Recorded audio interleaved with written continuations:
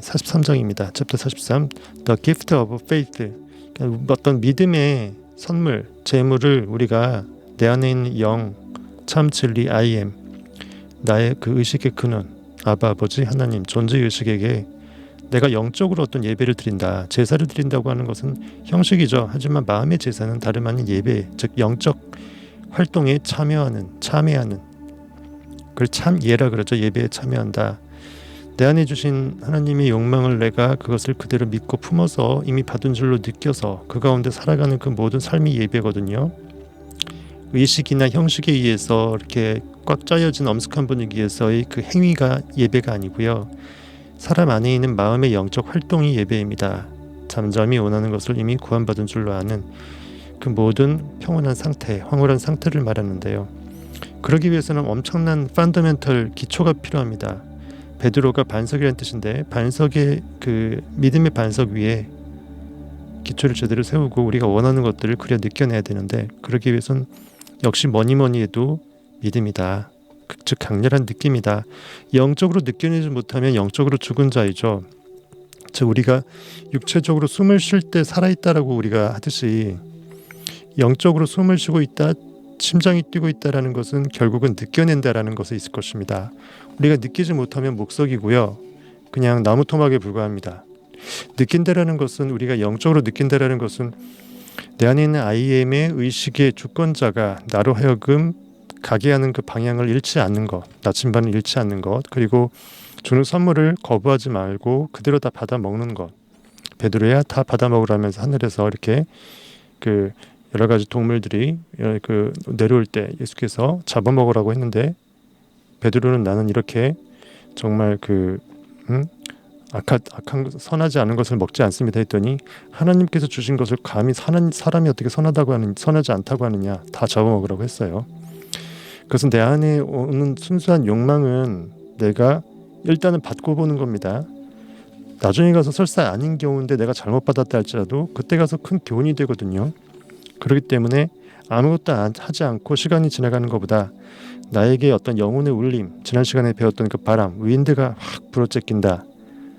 이쪽에서 불었다가 저렇게 불었다가 내 살결을 살게 어루만졌다가 굉장히 붕 띄우는 느낌이었다가 내 어떤 영적인 어떤 욕망을 이렇게 불러일으키는 바람이 윈드가 원트로 나에게 탁 꼭 찝어준다 그러면 원트는 나의 결핍, 마땅히 있어야 될 것이 지금 없음의 상태를 나한테 알게 해준 거니까 바로 채워내는 거죠. 믿음으로 채워내는 겁니다.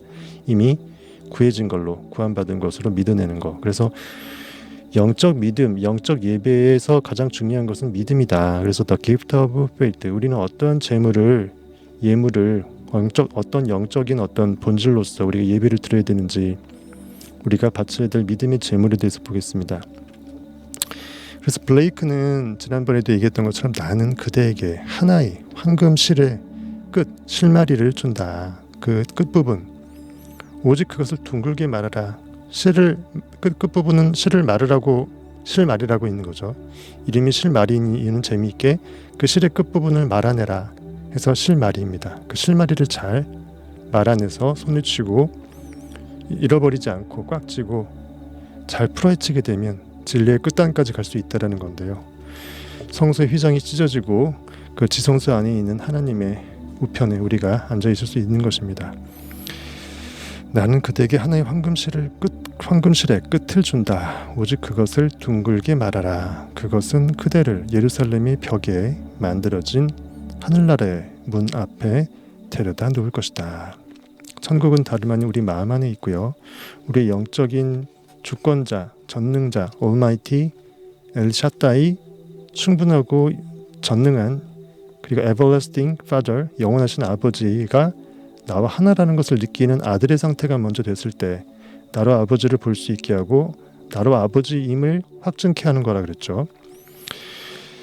그래서 창세기 4장 4절로 5절 보겠습니다.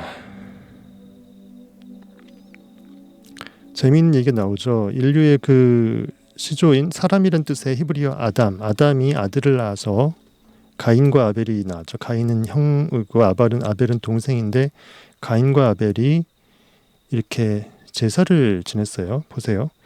3절에 세월이 지난 후에 이제는 이거로 봐야겠다. 약간 제가 버전을 아날로그틱하게 이렇게 책으로 한번 보겠습니다. 여러분들 하도 성경 잘 안 보니까 좀 보라고 제가 이렇게 큰 글자로 아주 좋습니다.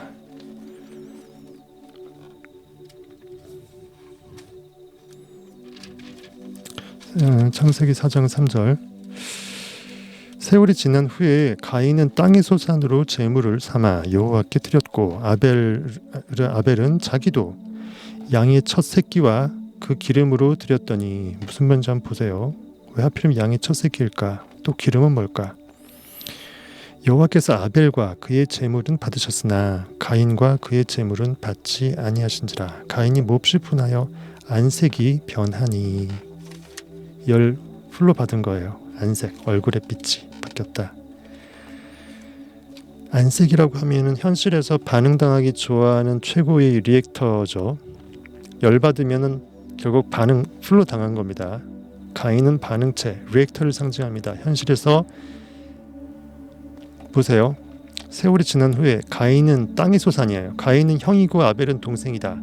형은 먼저 난 자, 동생은 나중된 자. 먼저 된 자는 우리가 처음에 태어날 때 육체로 태어난다라는 상징으로 육체적 존재, 고깃덩어리, 이성 현실에 그대로 오감에 반응당해서 리액트로 존재하면서 팩트 좋아하고 선악 판별 좋아하고 무엇이 옳고 그름을 그대로 리얼하게 따져갖고 머리 좋은 사람이 승자가 되는, 거기서 풀로 반응당해서 궁핍한 상태는 더욱더 궁핍함을 느끼게끔 하고 무지한 상태는 더욱더 무지함으로 원통해하는 악순환의 연결고리를 깰 수 없는, 인간이 창조성을 발휘할 수 없고 거기서 의식이 끄집어져서 나와서 멀찍이 떨어져서 내가 정말 원하는 것을 그려내는 상상력의 자유함 상태에 절대로 구할 수 없는 고기로 살 수밖에 없는 리액터를 상징하는 첫째 아들 가인. 그 다음에 아벨은 뭡니까? 둘째죠. 우리 야곱과 에서처럼 에서가 형이고 야곱이 장자 상속권을 받아서 영적 상속자로 되었듯이 마찬가지로 아벨 같은 경우는 그 영적 존재예요. 영의 아들을 상징합니다. 보실까요? 그럼 어떻게 그러면 제사를 드렸길래 세월이 지난 후에 가인은 땅의 소산으로 제물을 삼아 땅의 소산, 땅에서 난 수확물, 곡식이 됐던 가축이 됐던 여기서는 어떤 것도 특별히 나와 있지 않아요. 단순한 땅의 소산. 왜냐하면 여기서 동물이냐 식물이냐 중요한 게 아니고 땅이라는 것은 현실의 결과물, 증거물, 그런 투영물, 현실 팩트들이 그대로 반응당해서 내 관념이 그대로 반응당한 상태, 리액팅된 상태의 의식으로, 그러한 그 관념으로 영적 예배를 드렸다, 아직 살아왔다, 이렇게 생각을 하시면 됩니다. 그래서 가인은 리액트로서 살았다. 내 안에 있는 하나님의 영의 자유함으로 원하는 것을 상상하고 그려 느껴서 믿음으로 구해내지 못하는 상태에 살았다. 단순히 현실에서 보여지는 딱딱하게 굳은 현실의 파편에 그대로 리액팅돼서 땅의 소산, 즉 현실에 그대로 있는 것들에 대해서 반응당한 그 결과물들의 관념에 그런 더럽혀진 그런 것들 있죠. 열풀로 받고 조금 전에 하나님한테 몹시 분해서 안색이 변하고, 하나님한테도 이렇게 몹시 분해서 안색이 변할 정도면 땅에 있는 소산, 즉 현실에서는 얼마나 반응을 엄청 잘했다는 얘기죠. 이웃에서 뭐라고 힘들게 하면 무조건 반응해서 막 이렇게 싸우고, 굉장히 회사에서나 어디에서나 팩트 좋아하고, 그러면서 자기가 자율권으로 상상을 할 수 있는 여지를 완전히 스스로 박탈해버린 그런 의미가 그 가인이 땅의 소산으로 제물을 삼아. 제물이라는 것은 영적 예배의 물건인데요. 그러니까 내가 이러한 삶의 결과물로 영적 삶을 예배로 드렸다. 즉 영이 아닌 삶, 영의 주체로 살지 않고 땅의 소산, 즉 현실의 결과물에 반응당한 그러한 그 관념의 소산으로 영적인 예배를 드렸다. 즉 바른 말로 이건 이미 영이 아니기 때문에 육적인 예배를 드렸다. 그래서 리얼한 제물을 드린 거고, 고기 덩어리를 태운 거고, 아니면 곡식을 태운 거고, 내 마음으로 드린 예배는 없다. 이렇게 해석하시면 완벽합니다. 이해하시겠어요? 성경 어떻게 해석하는지. 그다음 아벨은 어떻게 했냐면, 아벨도 예배를 제사를 드렸는데 양의 첫 새끼와 그 기름으로 드렸더니, 성경에서 양은요 좋은 걸로 상징이 돼요. 양은 우리의 의식의 문을 통해서 우리가 원하는 꿈의 관념들, 소망하는 것들, 욕망들, 우리가 반드시 지켜내야 될 이 믿음의 어떤 마음의 태도, 현실에서 인내하는 것들, 우리가 예수님의 12제자들이 상징하는 모든 고귀한 품성, 가난인 시몬이 갖고 있는 고귀한 품성, 이런 좋은 것들을 그대로 목동이 양치기 하듯이 의식의 문을 들어갔다 나왔다 하면서 항상 생명력을 얻어서 방목토하고 물도 먹이고 하면서 나의 상상력의 통제권을 절대로 놓지 않고 통제권 안에 내가 원하는 그 모든 마음의 상태, 태도, 이런 내가 나로서 생각하는 자아상들을 그대로 이끌어 나가는 controlled imagination의 그런 마음의 태도들을 상징하는 게 양이다는 거예요. 근데 이 양이 첫 새끼를 낳았어요. 양 무리에서 첫 새끼가 나와서 양의 첫 새끼와 또 그 기름이래. 첫 새끼라는 것은 첫 소산, 첫이라는 것은요 항상 처음, 가장 빠른 시점, 이른 시점, 바로 지금을 상징하고, 지금은 시공간 3차원에서도 우리는 사실 지금을 사는 거고 과거를 다시 사는 것도 아니고, 그것은 영원하고 접속된 유일한 프레젠트, 선물이라고 그랬죠. 즉 이게 첫이라는 말은 영원을 상징한다. 즉 영적인 그 마음의 태도, 상상력이라든지 이런 것들을, 꿈들을 제대로 갖고 나가서 마음의 태도가 업그레이드되고 원하는 상상의 대상들을, 욕망들을 그대로 내 마음밭에 심어내서 잠재의식에 심어서 영적 소산이 굉장히 풍성해졌을 때 그 양의 첫 새끼, 즉 영적 소산의 산물의 처음 소산, 가장 그 영혼의 세계에 있는 자신의 그 모든 영적인 그 의식의 결과물들, 상상력이 증강된 부분이라든지 영적으로 믿음이 좋아진 거라든지, 이걸 다 끌어 모아서 나의 삶의 예물로 그대로 바쳤다 라는 걸 상징하면서 양의 첫 새끼라는 것을 네이밍해갖고 이것을 형이상학적으로 이렇게 집어낸 거고요, 저자가. 그 다음에 그 기름이를 들었다라는 것은, 기름은 성경에서는 영적 기쁨입니다. 기쁨 충만하다. 여호와는 나의 목자시니 내게 부족함이 없으리로다. 거기서도 이제 내 머리에 그 기름을 부으시고 그 원수의 목전에서 내게 상을 차려주시고 내 머리에 기름을 부으셨다, 그런 말씀도 마찬가지고요. 그러니까 영적으로 엄청난 상상력의 결과물도 나왔고, 모든 욕망들을 바로 구원받은 줄로 알아서 황홀한 가운데 잘 살고, 그 가운데 첫 새끼, 즉 내가 영혼에 거하는 내 의식의 그 상태의 그 모든 소산들을 그대로, 나는 그대로 나 이 상태입니다. 하나님 아시죠? 아버지가 나이고 내가 아버지입니다. 즉 그 영의 상속자 아들이 영의 아버지 아이엠과 합체가 돼서 가장 그 에덴 동산에 그대로 하와 남녀가 있는 것처럼 최고의 상상력의 순수한 상태에 존재하는 것을 그대로 삶의 예부로 드렸다. 그리고 너무나 기쁨에 넘치기 때문에 기름까지도 드렸다. 이렇게 보시면 되겠습니다. 제가 최대한 상세하게 해드렸어요. 그랬더니 여호와께서 아벨과 그의 제물은 받으셨다. 그냥 하나님은 IM, 의식 상상력이고 육체 고깃덩어리에 반응당할 수가 없는, 육체 요시 없는 영혼 세계에 존재하는 의식 그 자체이죠. 그러니까 창조성이 없으면 안 된다. 새롭게 창조적인 영으로 자유하지 못하면 이미 하나님의 그 정말 영역과 반대편에 있는 악과 죄에 거하는 거죠. 그래서 아벨은 연락이 됐고 가인은 접수가 안 됐다. 거기서 가인 그게 열받아갖고 몹시 분하여 안색이 변했다. 안색이 변하다라는 것을 굳이 표현한 것은 아까처럼 현실의 풀로 상황에 바로바로 반응당할 수밖에 없는 반응의 끝판왕이다. 즉 아까 이 책처럼 그냥 리액터의 끝판왕이라는 거예요. 자동 반응 기계. 이것을 상징한다고 보면 되겠습니다. 너무 자세하겠어. 성경책으로 하니까 더 필 받아갖고 아이패드 스크린으로 하는 거 더 필 받아갖고 더 열심히 했어요.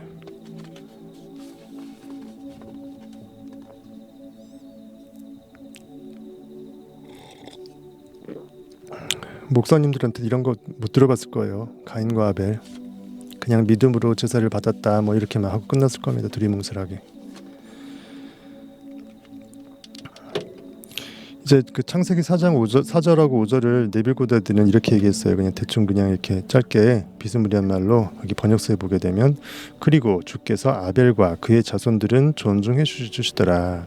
하지만 가인과 카인의 자손들은 존중해 주시지 않더라.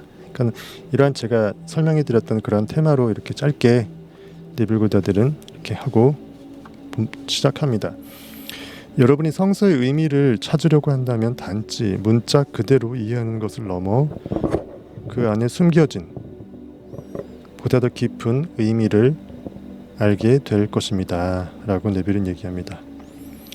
주는 여러분의 의식, 즉 주, 여호와 하나님, 우리가 성경에서 말하는 그 메인, 주, 주인, 나의 진정한 실체, 그것은 여러분의 의식, 생각 능력, 인식의 힘, 그겁니다.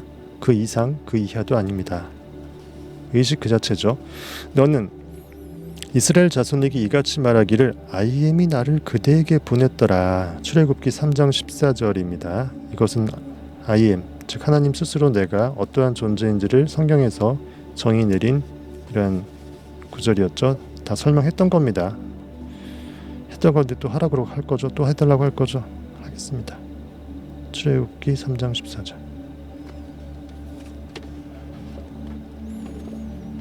출애굽기 3장 14절. 보세요. 미리 이렇게 표시도 해갖고 준비해온 거 보세요. 아 진짜 너무 열심히 한다. 3장 14절.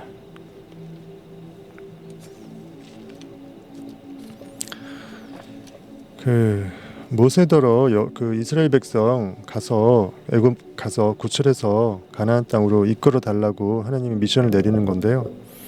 13절부터 보겠습니다. 자신을 그 모세가 하나님께 아뢰되 내가 이스라엘 자손에게 가서 이르기를 너희의 조상의 하나님이 나를 너희에게 보내셨다 하면 그들이 내게 묻기를 그의 이름이 무엇이냐 하리니 내가 무엇이라고 그들에게 말하리이까 하나님 하니까 하나님 여기 육체적으로 여기 있고 나 여기 있고 하나님은 고기가 아니에요. 내 안에 있는 I am 나의 영존자가 내 안에서 나로 메시지를 주는데 내가 그거를 깨달았을 때 캐치했을 때 진정한 참나하고 내 걷자가 대화를 나누는 것을 이렇게 풀어놓은 겁니다. 형이상학적으로는 실체는 그거예요.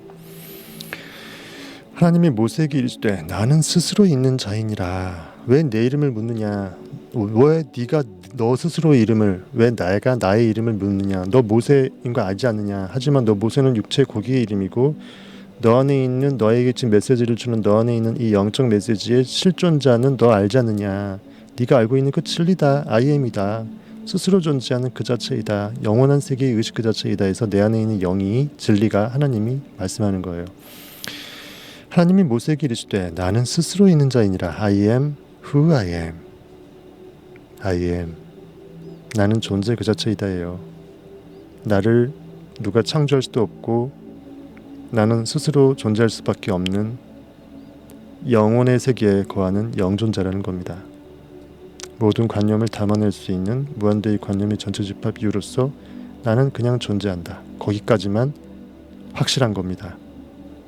그로서 하나님 스스로 I am이라고 정의해서 I am who I am. 또 이르시되 너는 이스라엘 자손에게 이같이 이르기를 스스로 있는 자가 나를 너희에게 보내셨다 하라. 모세가 그렇게 깨달은 거예요. 모세가 내가 백성들이 나한테 물어보게 되면 너희와 나 안에 있는 참 의식이 영존자 영혼의 세계의 그 진리가 나로 너희에게 이끌어서 여기까지 왔다라고 실로 얘기하겠죠. 하나님이 또 모세에게 이르시되 너는 이스라엘 자손에게 이같이 이르기를 너희 조상의 하나님 여호와 곧 아브라함의 하나님 이삭의 하나님 야곱의 하나님께서 나를 너희에게 보내셨다 하라. 이는 나의 영원한 이름이요 대대로 기억할 나의 칭호니라. 여기서 나라는 거 나의 영원한 이름 나를 너희에게 나의 칭호 여기서 말하는 나는 여기 서 있는 하나님이 아니고 우리 안에 있는 눈에 보이지 않는 영 그 자체입니다. 나 안에 있는 의식의 영존자 근원적인 아바 아버지가 나에게 영으로 얘기하는 겁니다. 이렇게 해서 출애굽기 3장 14절 하나님의 손자로 나오는 왜냐하면 하나님이 사람을 낳고 아담 하와 사이에 카인과 아벨이 나왔으니까 그를 네빌은 또 하나님의 손자라고 표현했어요. 재밌죠? 인간 안에 어차피 하나님이 들어와 있으니까 손자라고 표현하는 게 좀 이상하긴 한데 어쨌든 하나님의 손자로 나오는 카인과 아벨은 여러분의 의식의 상반되는 두 기능을 이인화시킨 것이라고 할 수 있습니다. 아까 제가 얘기했죠. 카인은 현실에 그대로 반응당하는 고기 자체, 보이는 것이 전부라고 생각하는 팩트 지상주의, 현실 지상주의, 리액터, 완벽하게 반응만 하는 반응 머신, 자동 반응 머신. 아벨은 철저하게 현실에 있는 거 눈으로 감고 이삭처럼 눈을 스스로 멀게 해서 내가 느끼고 싶은 것만 보고 원하는 것만 느끼는 영원한 영혼의 세계에서 의식으로 존재하는 액터, 명배우, 액팅만 하는 거죠. 이렇게 상반되어 있는 겁니다. 확실히 창세기의 저자는 인간 영혼의 이처럼 두 가지의 상반되는 상태를 보여주기 위하여 가인과 아벨이라는 인물을 기록했습니다. 두 형제는 모든 이에게 존재하는 세상에 대한 두 가지의 구분되는 이런 의식의 시선, 의식적 시선을 나타내고 있습니다. 우리 존재 자체가 의식으로 존재하기 때문에 우리는 의식인데요. 의식은 스스로 인식할 수 있는 힘이라는 거, 즉 상상력이라는 거가 원래 전제가 돼 있는데 이게 되게 애매한 게요. 내가 고기라고 생각하는 것도 또 의식이잖아요. 내가 고기라고 생각하고 보이는 거가 다라고 생각해버리면 의식 또한 그렇게 축소가 될 수밖에 없다라는 거예요. 즉 4차원 이상의 영혼의 세계에서 영존자여야 될, 영혼의 세계의 현존자여야 될, 항상 I am, 현재로서 의식할 수 있는 그 영혼의 세계의 I am조차도 인간의 육체의 옷 안에 들어가서 그 안으로 자신 스스로를 좁혀버리면 나는 고기가 될래, I am that 해버리면 상상력 그 자체가 인식하는 대상이 되는 절대 권능이 있기 때문에 아이러니하게도 영혼 그 자체이고 절대자 그 자체임에도 불구하고 완벽하게 줄어들어갖고 나는 고기야 라고 해서 나는 반응만 할래, 보이는 게 다고 내가 만지는 게 다고 거기서 반응하는 게 나의 일이야. 열받는 건 계속 열받아야 돼. 그래서 또 어쩔 건데요. 계속 열받은 상태가 더 내 에너지를 더 계속 열받게끔 계속 지속적으로 창조시키는 거죠. 부정적인 창조를 하는 거죠. 그래서 현실에 대해서 반응당하고 선악 분별하는 게 안 좋기 때문에 선악과를 먹고 에덴 동산에서 사람이 축출이 된 겁니다.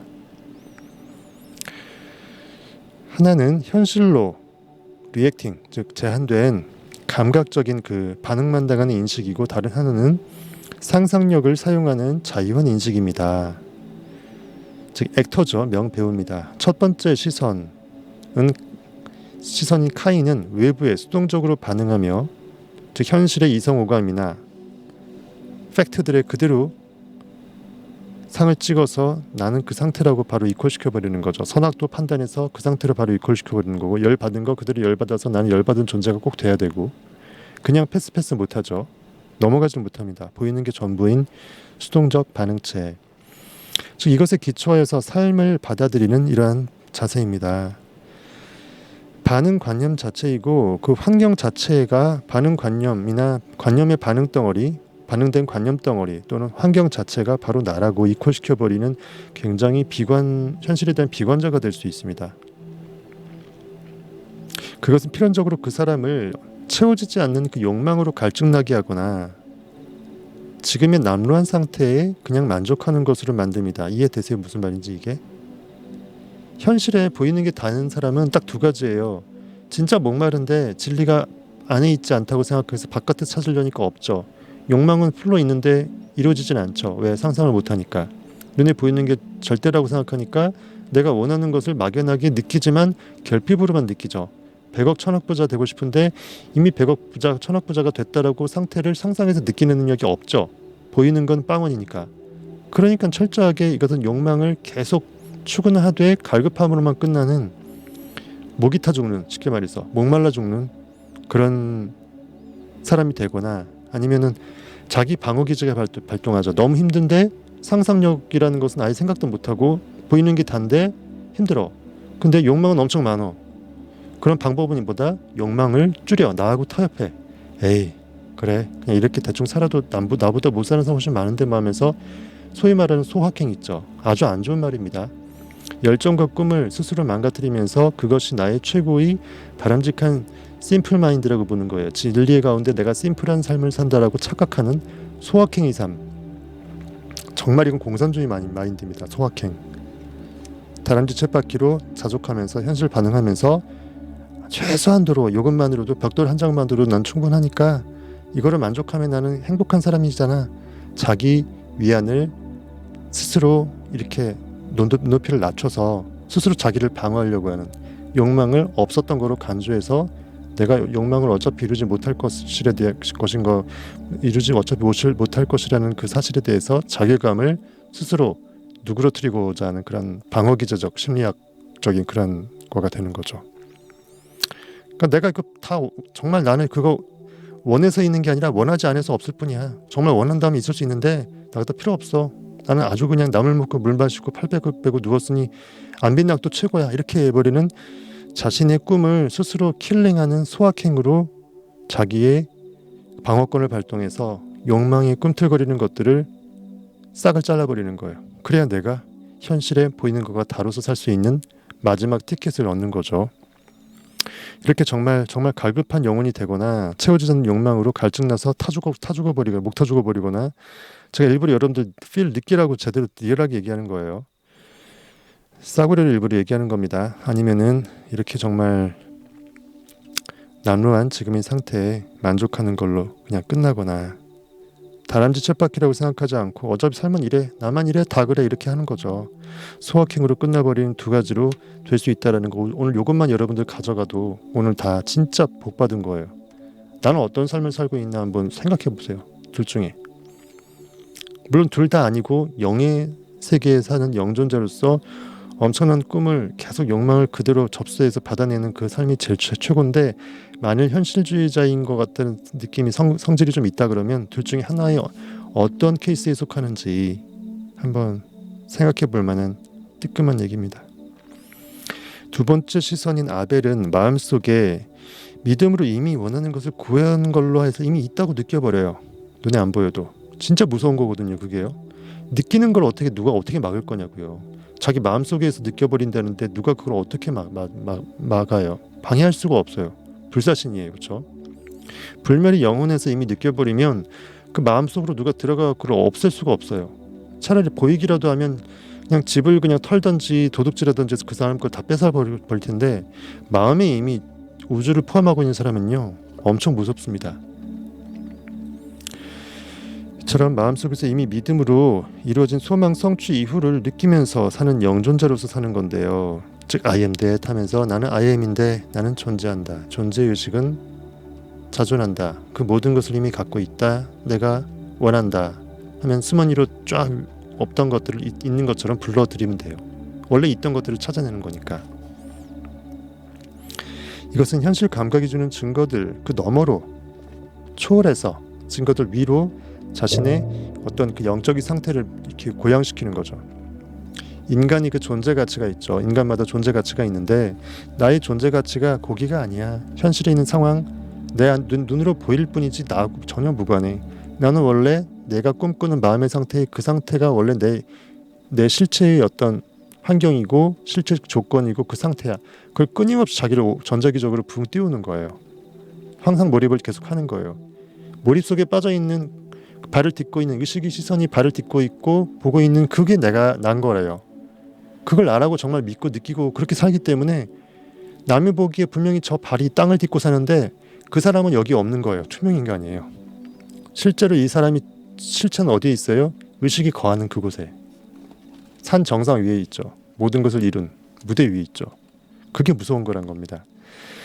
그런 연습을 꼭 해서 여러분들이 모두 그렇게 되길 바라고요. 이처럼 그 감각이 주는 증거들 그 너머로 그 위로 인간의 존재 자체를 들어올려서 더 이상 갈증이 필요 없는 완벽하게 구원된 상태의 스스로를 데려다 놓습니다. 산 위에 정상 위에 발을 그대로 놓을 수 있는 거예요. 점핑해서. 두 번째 시선이 없다면, 이처럼 참 상상력의 시선이 자유한 진리 가운데 자유한 시선이 없다면 영혼은 불구덩이 위에 놓인 것과 같다고 네빌은 얘기합니다. 아까 얘기했죠. 제가 타는 듯한 그 갈급함으로 한탄하다가 목 터 죽어버리는, 또는 그냥 소확행으로 그냥 쳇바퀴로 그냥 살아버리는, 둘 중에 하나라니까요.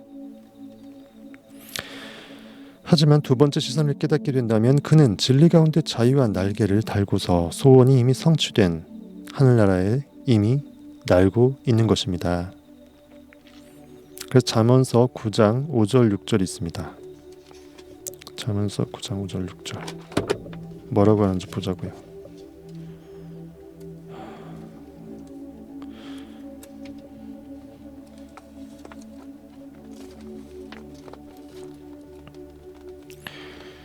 9장 1절부터 읽어볼게요. 지혜가 그의 집을 짓고 7 기둥을 다듬고. 그러니까 집을 짓는데 여기서 집은 의식적인 집이죠. 영적인 집. 내가 나의 의식을 그렇게 내 마음 상태를 만드는데 지혜로서, 즉 진리로서 영적인 통찰력으로 진리의 마음의 법칙 그대로 따라서 내가 원하는 의식의 상태의 집을 짓는데, 마음의 공간을 짓는데 7 기둥을 다듬는데요.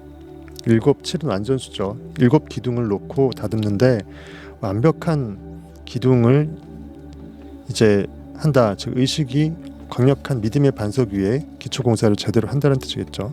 짐승을 잡으며 포도주를 혼합하여 상을 갖추고 자기의 여종을 보내어 성중 높은 곳에서 불러 이르기를 어리석은 자도 이리로 돌이키라. 또 지혜 없는 자에게 이르기를 너는 와서 내 식물을 먹으며 내 혼합한 포도주를 마시고. 그러니까 잔치집에 초대하는 거예요. 영적 자유함이라는 의식의 잔치집에 나 혼자 상상력의 폭발함으로 혼자 좋지 않고 이 의식의 생명수를 나눠 먹는 겁니다.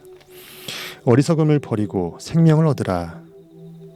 명철의 길을 행하라 하느니라. 이렇게 해서 그 잠언서 9장 1절로 6절까지 되어 있습니다. 이렇게 여러분들이 살 수 있길 바라겠습니다. 나 혼자만 잘 되지 않고 더불어서 진리를 나누는, 특히 영의 양식을 나눌 수 있는 그런 존재가 될 수 있길 바라겠습니다.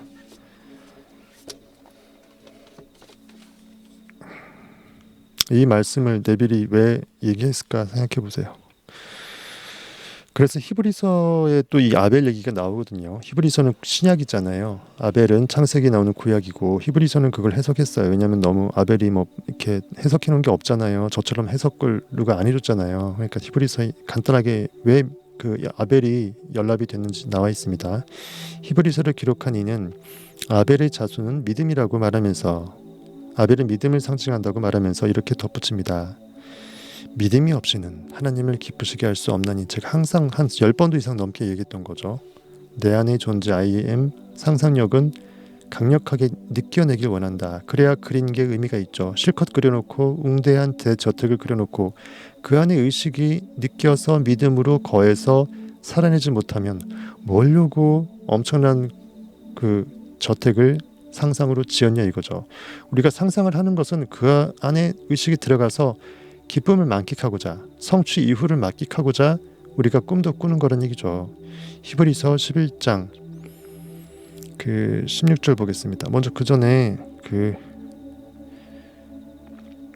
아까 얘기했죠. 카인은 형으로서 육체를 상징하고 현실 상징하고 먼저 된 자 상징하고, 아벨은 나중 된 자 그리고 영적 상속자를 상징하고, 양의 첫 새끼의 기름으로 제사 지냈다라는 것은 그 상상력의 활동에 삶의 영적 예배를 항상 그렇게 드려왔고, 저염 가운데 영의 소산, 내가 영적으로 증강된 어떤 잉여분이라든지 그것을 현실에 창조한 그것들의 어떤 그 자기 생산성의 어떤 의식의 상태라든지 그런 마음의 상태에 그 영원한 첫 새끼, 영원한 세계에 있는 자신의 그 정말 자존재된 하나님과 함께하고 있는 그 자체로서 예배를 드렸다라는 겁니다. 그것을 굉장히 기름으로, 즉 기쁨으로, 그것을 기쁨으로 삶으로 느끼면서 그렇게 살면서 예배를 드렸다라는 겁니다. 다른 게 아니라 진정한 예배는 삶 자체예요. 제사 지내는 게 아닙니다. 히브리서 11장 6절 보겠습니다. 여러분 덕분에 제가 성경도 열심히 찾아보게 되니까 제가 오히려 좋네요. 일단 히브리서 되게 중요한 말씀이 많이 나오는데 일단 11장 4절부터 볼게요. 4절부터. 일단 11장 1절부터 봅시다. 너무 여러분들 유명한 말씀이 있어서 다 얘기했던 거지만 11장 1절. 믿음은 뭐다? 바라는 것들의 실상이요 보이지 않는 것들의 증거니. 믿음이란 뭐냐? 무엇을 바랄 때 바라는 것들이 현실에 나오기 전에 이미 진정한 실체로서 실상 역할을 한다. 현실에 나타나는 것은 증거 역할을 할 뿐 서상이다. 느낌이 전부다. 인식이 전부다라는 거죠. 또 보이지 않는 것들의 증거니. 아직 보이지 않고 현실의 증거가 안 됐지만 이미 증거 역할을 할 정도로 리얼 팩트다 이거죠. 이처럼 선진들이 이로써 증거를 얻었으니 현실에서 증거를 찾지 않고 내 강렬한 느낌으로써 이건 확실히 있구나 라고 해서 영으로 느껴서 증거로서 써먹었다는 거예요. 믿음으로 모든 세계가 하나님의 말씀으로 지어진 줄을 우리가 아나니. 재밌죠? 모든 세계가 지어졌는데 어떻게? 믿음으로 지어졌고 하나님의 말씀으로 지어졌대요. 지어진 툴이 두 가지가 나와요. 믿음으로, 말씀으로. 하나님의 말씀은 I am 존재의식이 나에게 주는 메시지, 프레젠트, 선물, 욕망, 그걸로 볼 수 있고, 그것만으로는 안 된다. 거기 믿음이 동반돼야 된다. 느껴내야 된다. 그래서 믿음과 욕망, 다른 말로 소망, 이렇게 두 개가 추출이 되죠. 사람은 사랑입니다. 의식은 사랑 생명 덩어리예요. 사랑이 강력한 믿음 펀더멘탈 가운데 원하는 소망, 욕망들을 제대로 느껴내. 그럼 믿음, 소망, 사랑 완벽하게 트라이앵글돼서 창조가 일어나는 거죠. 이렇게 보실 수도 있겠습니다. 그러면서 지어진 줄을 우리가 아나니 보이는 것은 나타난 것으로 말미암아 된 것이 아니니라. 이미 보여진 것 자체가 또 다른 원인이 돼서 보여진 것을 또 파생시키는 게 아니다. 이미 나타난 것, 보여진 것들은 보이지 않은 것, 나타나기 전의 것, 원인 세계의 것으로 말미암은 것인데 그것이 뭐다? 믿음과 욕망이다. 소망이다. 욕망이 없으면 동기부여가 안 되고요. 뭘 느낄지 말지, 믿어낼지 말지의 어떤 대상이 없어지는 거고요. 그렇습니다. 하지만 믿음, 소망, 사랑 중에 제일은 당연히 사랑이죠. 사도 바울의 고백처럼. 왜냐하면 그 자체가 나니까. 그 다음에 믿음으로 아벨은 가인보다 더 나은 제사를 하나님께 드림으로 의로운 자라 하시는 증거를 얻었으니, 아까 그 창세기 그 말씀입니다. 하나님이 그 예물에 대하여 증언하심이라. 증언하신다라고 하는 것은 너 이거 맞다라고 해서 도장을 꽝 찍은 건데, 왜 증언 자격이 있냐면 존재의 의식이기 때문에 의식의 시스템에서 그것을 어떻게 인식할지에 대한 총 판단 권한이 있는 거죠. 너 이거 영적 예배 맞다라는 것을 내 안에 있는 초자아적인 의식 자체가, 상상력 자체가 오케이 사인 내버린 거. 너 이거 상상력 맞아. 반응 아니고 액팅이야 하고 딱 도장을 찍은 거예요. 그러니까 너는 천국으로 와 이거고, 가인은 그게 전혀 없잖아요. 리액팅만 하니까 너는 네가 스스로 느낀 게 없네, 스스로 그린 게 없네, 원하지도 않는데 왜 자꾸 반응만 당해, 너는 현실에 보이는 게 다네, 넌 고기로 살았네, 너는 리젝트, 이렇게 되는 거죠. 이해하시겠죠? 그가 죽었으나, 더 재밌습니다. 더 재밌는 말이 있어요. 하나님이 그 예물에 대해 증언하심이라. 그리고 그가 죽었으나, 아벨은 육체적으로 죽었죠. 하지만 그 믿음으로써 지금도 말하느니라라고 돼 있어요. 그 믿음, 아벨이 주었던 그 믿음은 영존자로서 영혼의 세계, 의식 안에 거하죠. 의식은 없어질 수가 없죠. 영혼의 세계 4차원 속에 항상 있습니다.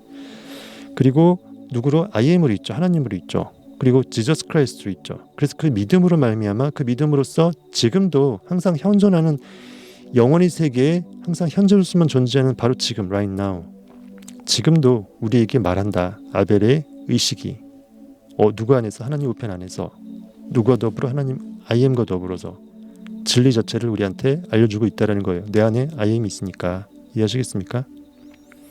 그가 죽었으나 그 믿음으로써 지금도 말하느니라. 멋진 말이죠. 네빌은 이렇게까지 해석, 이 세세한 부분은 그냥 넘어갔어요. 저는 이것도 굉장히 마음에 와닿더라고요. 그 다음에 6절, 믿음이 없이는 이처럼 하나님을 기쁘시게 하지 못하나니. 상상력은, 의식은 아무리 선물을 우리한테 줘도 그걸 우리가 받아서 느껴내지 못하면 스스로가 구원자임에도 불구하고 스스로를 구원할 수 없고 현실에 반응당해서 눈에 보이는 것에서 나를 구원할 무언가를 찾을 수밖에 없어요. 찾을수록 일은 다 안 되고 반응만 당하고 되는 건 없고 욕망은 커지고 스스로를 점점 구덩이에 파서 타 죽게끔 하는 거예요. 그러니까 믿음이 없이는 하나님을 기쁘시게 하지 못하나니. 이 짧은 구절이 얼마나 큰 메시지가 있는지 아시겠습니까, 여러분들? 이것만으로도 솔직히 한 몇 시간은 강해도 남을 정도로 대단한 말이에요. 하나님께 나아가는 자는 반드시 그가 계신 것과 또한 그가 자기를 찾는 자들에게 상 주시는 이심을 믿어야 할지니라. 아주 유명한 말씀이죠. 기독교인들이 다 알 겁니다. 달달 외울 정도겠죠. 근데 외운다고 해서 그 의미를 곱씹을 수 있는 능력이 있는 건 아니잖아요. 하나님께 나아가는 자, 교회 성전 문을 자꾸 왔다 갔다 해서 교회에 자꾸 나가는 자가 아니고 내 안에 의식의 진리의 영으로 나의 의식의 초점을 생각 초점을 계속 맞추고 겉에 보이는 현실에서 내 스스로의 눈을 의도적으로 감각 눈을 감으려고 하는 자. 성경에 나오면 골방으로 들어가서 기도하라고 돼 있죠. 내 마음의 다락방을 만들어서 골방에서 은밀하게 보시는 하나님과 만나는 자, 하나님께 나아가는 자는 그런 걸 말하는 겁니다. 반드시 그가 계신 것과, 왜냐하면 하나님은 나이고 나와 동체인데 하나님이 없다 그러면 내가 없는 자가 돼요. 즉 자존하지 못하고 자신하지 못하는 자가 돼요. 그래서 그걸 우린 자신감, 자존감이 없다고 표현하는데요. 반드시 그가 계신 것과 내 안에 있는 참 나가 존재의식으로 존재하는 것과 또한 그가 자기를 찾는 자들에게, 즉 현실에 있는 육체 고기 덩어리가 내 안에 있는 실존자, 참 자에게 진정한 나의 권한을 부여할 때 자기를 찾는 자들에게 상을 주신다. 즉 아들에게 아버지가 이상한 거 주시지 않다는 거예요. 상을 주신다. 뭘? 우리가 정말 바람하지 않고 마땅히 있어야 될 것으로 믿음으로 구해야 될 그 대상을 준다. 선물을 준다. 프레젠트. 지금 이 순간 여러분들에게 뭘 욕망을 뭘 원하십니까? 얼마의 부자가 되길 원하세요? 정하세요. 액수를 정하세요. 바프록토도 얘기했습니다. 정하세요. 구체적으로 정하세요. 왜 그것이 필요한지도 정하세요. 가장 쉬우니까 돈으로 얘기하는 거예요. 다른 것들은 이제 너무 케이스 바이 케이스니까. 그가 찾는 자들에게 상 주시는 이심을 믿어야 할지니라. 그러니까 믿는다라는 게 나에게 주어지는 의식의 욕망, 나에게 영혼에 불어오는 그 바람, 윈드는, 나에게 의식에 불어오는 욕망, 원트는 내가 마땅히 느껴야 될 것들, 있어야 될 것들, 자존해야 될, 추구해야 될 그것들을 원 없이 우리에게 기름 부으시려고, 기쁨으로 충만하게 하시려고 누가? 자존자가, 영존자가, 전능자가, Almighty, Everlasting Father, 엘샤다이, 이미 있는 것을 우리가 제발 깨닫길 바라는 거예요. 그래서 구하면 주실 것이요, 찾으면 찾을 것이요, 두드리면 이미 문은 열린 상태에서 들어가는 겁니다. 이렇게 해서 히브리서 4장 5절 6절. 근데 책으로 읽으니까 더 필이 더 오는데요. 더 자세하게 해버리는데. 지영님 오세요. 예, 열심히 오시네요. 2550 지영님. 나중에 또 지영 2550 말고 지영 뭐 3840도 있을 거 아니에요. 일단 지영 2550님, 올리브님 오셨네. 히말라야 무지개님 오셨고. 오히려 제가 아이패드로 보는 것보다 책으로 성경책 진짜 책으로 보니까 더 필이 더 오네요.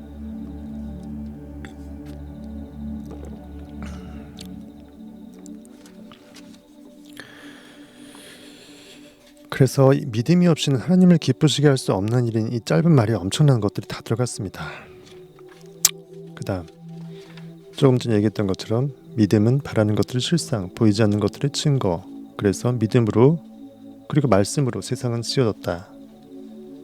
말씀은 내 안에 있는 하나님의 메시지, 선물, 욕망, 소망, 마땅히 그래야 될, 있어야 될 그것을 이미 있다고 느껴내는 그 믿음의 툴로서 말씀을 받아 먹는 걸 말하는 겁니다. 그래야 우리 삶이 바뀌고 역사가 바뀌고 우리의 영적 스테이지가 바뀌는 거예요. 그래서 보이지 않는 것들이 보임으로써 증거되고요. 내 안에 있는 참 자아가 실존 IM이 하나님임을 주변에서 알게 하는 겁니다. 저 인간 겉에 보이는 거 별거 아닌데 안에 뭔가 있구나. 그걸 느끼게끔 해야 돼요, 여러분들이요. 즉 내 안에 있는 참 자로부터 하나님으로 스스로 영광 받으시게끔 한다라는 게 이거예요. 영광을 돌린다는 게 다른 게 아니고 내가 지극히 존귀한 자로, 위대한 자로서 업그레이드 되는 걸 말하는 겁니다. 내 고기 덩어리가 업그레이드 되는 게 아니고 결과물일 뿐이고 따라온 그냥 투영물일 뿐이고 내 실체적인 영적 자존을 계속 느껴나가서 자신 스스로를 계속 위대성으로 고양시켜서 확장시키라는 거예요. 익스펜션.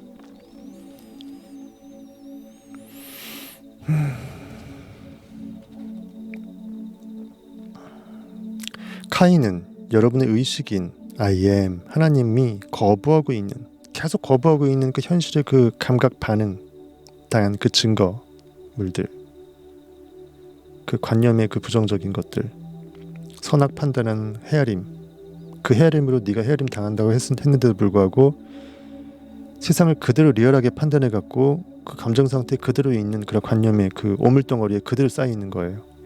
리액팅 이 자체를 하나님은 정말 디스가스팅 하는 거예요. 혐오하는 거예요. 하지만 그가 가인은 영적 예배로서 삶으로서 계속 바쳐왔던 겁니다. 그러니까 당연히 거부당하죠. 근데 거부했으면 뜨끔해갖고 내가 정신 차려야 되는데 더 황당한 거는 안색이 변했어요. 저거 봐라. 지가 하나님이야? 내가 현실에서 지 없으면 못 살 것 같아. 이런 걸로 안색이 변한 거예요.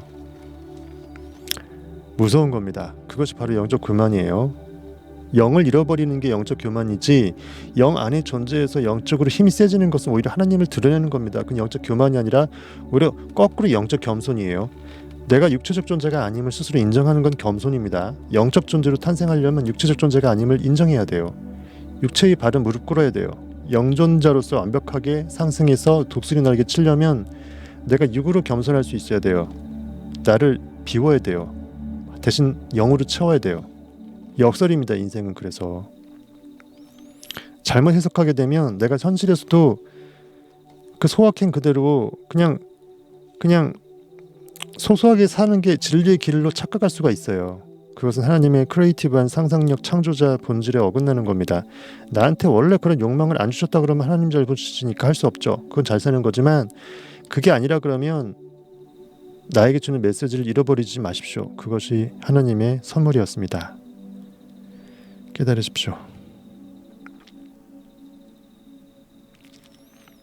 의식의 이 창조적 힘 권능 자체에 의해서 하나님은 결국은 이런 것들을 굉장히 싫어하는데요. 하나님이 감각의 증거를 거부하는 이유는 창조성 본성에 있습니다. 감각이 이처럼 반응당한 채, 현실에 반응당한 채 미래를 이렇게 반응으로서 창조하게 되면 계속 지금의 상태를 고착시키는 거고, 미래를 만드는 주형으로 현실에서의 그 감각 반응 상태가 계속 틀로 메인 그 주형, 주물로 자리 잡는 거죠. 주형으로 자리 잡는다면 현재의 상태는 영원히 그대로 지속되어 고정되기 때문입니다. 병든 자는 계속 병이 들어있을 것이며, 가난한 자는 계속 가난 속에 살게 되고, 도둑은 도둑질 계속 해야 되고, 살인자는 계속 누군가를 죽여야 됩니다. 피맛을 봐야 돼요. 그러면 어떤 구원도 희망도 없이 나는 그 상태로 계속 구덩이를 파는 겁니다.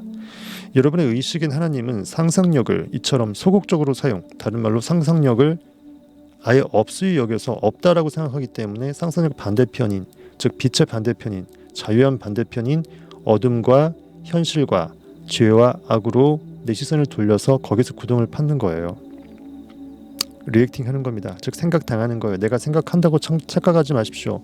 내가 적극적으로 보이지 않는 것을 원해서 그려낸 그것만이 여러분들 것입니다. 나머지는 여러분들 생각당하는 거예요. 상상당하는 겁니다. 여러분들보다 훨씬 더 상상력이 큰 자한테 휘둘려서 당할 수도 있고요. 여러분들의 잡동사니들에 의해서 잠재의식에 심어져서 잡동사니 인생이 될 수밖에 없다는 걸 깨달으시고 지금부터라도 새롭게 바뀌시길 바라겠습니다.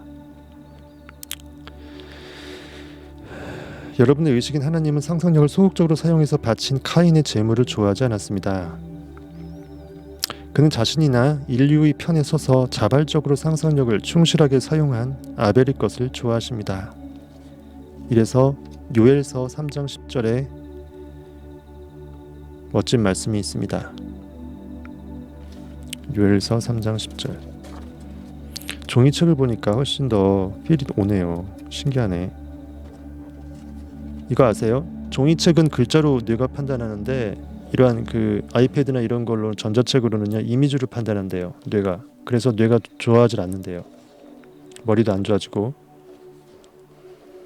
글로 판단할 수 있는 것은 오로지 이 책이나 진짜 책 리얼 이거를 통해서라고 합니다.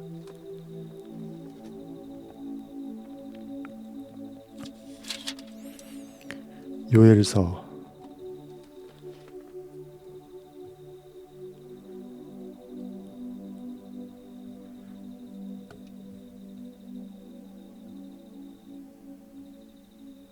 3장 10절. 이것도 했던 말씀인데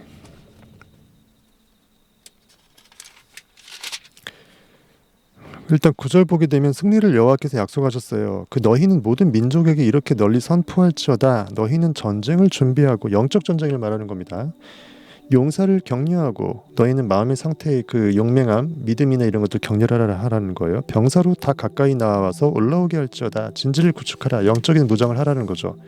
현실에 반응당하지 않고 내가 원하는 것 통제력을 발휘해서 상상을 끌어내려면 모든 영적인 상태가 해처모여서 중무장이 돼야 된다는 거예요. 그래서 10절인데 너희는 보습을 쳐서 칼을 만들지어다. 낫을 쳐서 창을 만들지어다. 약한 자도 이르기를 나는 강하다 할지어다. 멋진 말이죠. 보습이라는 것은 그 삽처럼 생긴 거, 삽 그 머리 부분 넓적한 거, 그런 걸 보습이라고 하는데, 이 보습을 쳐서 칼을 만들지어다. 훨씬 더 강한 중무장으로 업그레이드 되는 거죠. 낫을 쳐서 무기에 적합한 창을 만들지어다. 즉 영적 싸움에, 영적 전쟁에 훨씬 더 어울릴 만한 영적 무기를 업그레이드해서 영적으로 용맹해져라. 그러면서 이르기를 나는 약하지만 약한 자도 이제는 나는 강하다 할지어다. 현실적으로 육체적으로 상황이 안 좋아도 약해 보일 수밖에 없는 약자라고 객관적으로 증거하고 있지라도 누가 현실에 있는 감각이, 오감이, 이성이, 그래서 약한 자로 강하게, 가난한 자 부하게, 이런 찬양이 있죠. 그래서 약한 자도 이르기를 나는 강하다 할지어다. 이렇게 멋진 말씀이 있습니다. 그래서 그 찬양, 아주 고전적인 찬양이죠. 약한 자로 강하게, 가난한 자 구하게, 가난한 자 부하게, 눈먼 자 볼 수 있게 주 내게 행하셨네. 누가 행하셨다고요? 내 안에 있는 상상력이 현실에 구애받지 않고 나로 강하게, 현실은 약하지만 또 현실은 빈하지만 영으로는 부하게, 이렇게 나를 완벽하게 변신시켜줬다라는 겁니다. 외적인 모습은 무시하고 자기 자신이 원하는 모습이 되었다고 선언하라고 합니다. 네빌은 그냥 지르세요. 자신의 감각이 보잘것없다고 말하는 것을, 만약 그렇게 말하고 있다면 이성과 오감이, 그걸 무시하라. 그리고 아름다운 모습으로, 내가 가장 존귀한 모습이 된 것으로, 또 세상조차, 내가 바라보는 세상조차 최고의 아름다운 그것으로 상상하라고 합니다. 비슷한 것으로 이제 그 존귀 여기다라고 해서 제가 얘기했던 것처럼 예수님이 12제자 중에 예수님이 발을 씻길 때 현실의 땅에 그 반응당한 오염물질인 그것을 상징하는 발에 묻은 때를 물 주전자하고 수건을 들고 이제 닦아주잖아요. 그때 물 주전자를 들고 예수님을 따라가면서 씻겨주는 사람이 가나안인 시몬이에요. 예수님 12제자 중에. 베드로, 안드레, 야고보, 요한, 빌립, 바돌로메, 도마, 마테, 알페의 아들 야고보, 시몬, 다데오, 가룟유다. 나중에 가룟유다 나가게 되고 마띠아가 오는데, 어쨌든 이 가나안인 시몬이 그 남을 존귀히 여겨주고 상황이 아무리 비참해도 아름답게 봐주는 그런 영적인 능력을 상징한답니다. 그래서 여기서 물 주전자를 들고 우리 정말 그 나의 발은 물론이고 다른 사람의 발도 그렇게 씻겨주는, 즉 영적인 상태를 항상 고귀하게 바라봐주고 그 사람이 이미 그렇게 변신됐다라고 영적으로 바라봐줄 수 있는, 즉 황금률이죠. 내가 대접받고자 하는 대로 먼저 남을 영적으로 바라봐주는 그런 의미의 대접. 꼭 우리가 뭐 떡 돌리고 먹을 거 돌리고 그런 의미가 아니고 영적인 대접을 말하는 겁니다. 그래야 내 우주가 복을 받습니다. 슬픔을 느끼는 것에 기쁨을 주고 감각이 가난하다고 말하는 것에 풍요를 상상하십시오. 슬픔 대신 일하길, 재 대신 화관을, 근심 대신 찬송을, 찬송의 옷을 주셨네. 내 손을 높이 올려, 뭐 이런 찬양이 있거든요. 그 슬픔을 느끼는 것에 기쁨을 주고 감각이 가난하다고 말하는 것에 풍요를 적극적으로 그려서 상상하라. 그런 식으로 적극적이고 의식적으로 상상력을 사용할 때에만 보이지 않는 것을 내가 원한다면 이미 있는 것으로 봐줄 때에만 인간은 비로소 들려진다. 인자가 들려질 때가 오나니. 광야에서 불뱀에 물린 이스라엘 백성에게 노뱀을 보여주면서 구원해 주신 그 노뱀은 예수 그리스도를 상징한다. 내 안에 있는 영이 들려주는 겁니다. 상상력이. 이처럼 천국은 침노하는 자의 것이라 그랬죠. 계속 부단히 현실에 상관없이 내가 원하는 것들을 계속 천국으로 침범해서 손을 뻗어서 잡아서 끌어당기는 겁니다. 이래야만 여러분들은 선악과를 먹기 전 상태 에덴 동산으로 여러분들은 아담이 될 수 있고 하와로 복귀될 수 있습니다. 여러분의 이상, 즉 꿈은 형체를 부여받기 위해서 항상 지금도 여러분들 현실에서 보이지 않는 빈 공간, 저기가 얘기했죠. 맨날 얘기했는데 어쨌든 저기 네빌고다드가 항상 저기 거명했던 그 누굽니까? 맨날 얘기했는데 저 까먹었다. 어쨌든 존재 바깥의 빈 공간, 거기서 대기를 하고 있습니다. 꿈과 이상은 바로 물질로 현현되기 위해서 존재를 삐죽고 공간을 삐죽고 또 다른 빈 공간을 존재 바깥에서 있다라고 생각했을 때 4차원 세계에서 준비하고 있다라는 거예요. 블레이크 말했죠. 예. 하지만 외부의 모습을 드러내고자 하는 것이 이미 되었다라는 것을, 현실이 되었다라는 것을 사실로 받아들여서 우리의 의식에게 그 꿈과 이상을 던져주지 않는다면, 재밌게 써세요. 우리 의식한테 야구공 던지듯이 야 받으라 하면서 꿈 이상 의식이 먹으라 하면서 던져주는 거예요. 우리 알사탕 먹이듯이, 그렇죠? 오징어 땅콩 먹이듯이 입 벌리라고 하면서 의식이 입 벌리면 얘따 먹으라 하면서 던지는 거예요. 그럼 의식이 먹죠. 다른 말로 의식이 그 꿈 이상이 안에 들어가서 거하는 거죠. dwell therein. 같은 말입니다. 우리 의식에게 그 꿈과 이상을 우리가 던져주지 않는다면 그것들이 태어나는 것은 불가능하다. 주는 우리의 꿈과 조화를 이루어 세상을 만들기 위해 우리 일상에 믿음의 양떼들을 필요로 합니다. 양은 항상 그 믿음의 태도들을 말한다고 했죠. 마음의 상태들, 마음의 양태들. 마음의 양태, 여러 모양을 할 때 그 양에서 양일 수도 있어요. 예, 재밌습니다. I am that 하게 되면 나는 대시돼 버리는 거잖아요. 그러니까 의식 I am이 내가 그 꿈꾸는 상태로 들어가는 것을 빗대어서 이상과 꿈이 의식이라는 입 안에 들어오는 걸 또 표현한 거예요. 던져주라. 히브리서 11장 4절 보겠습니다.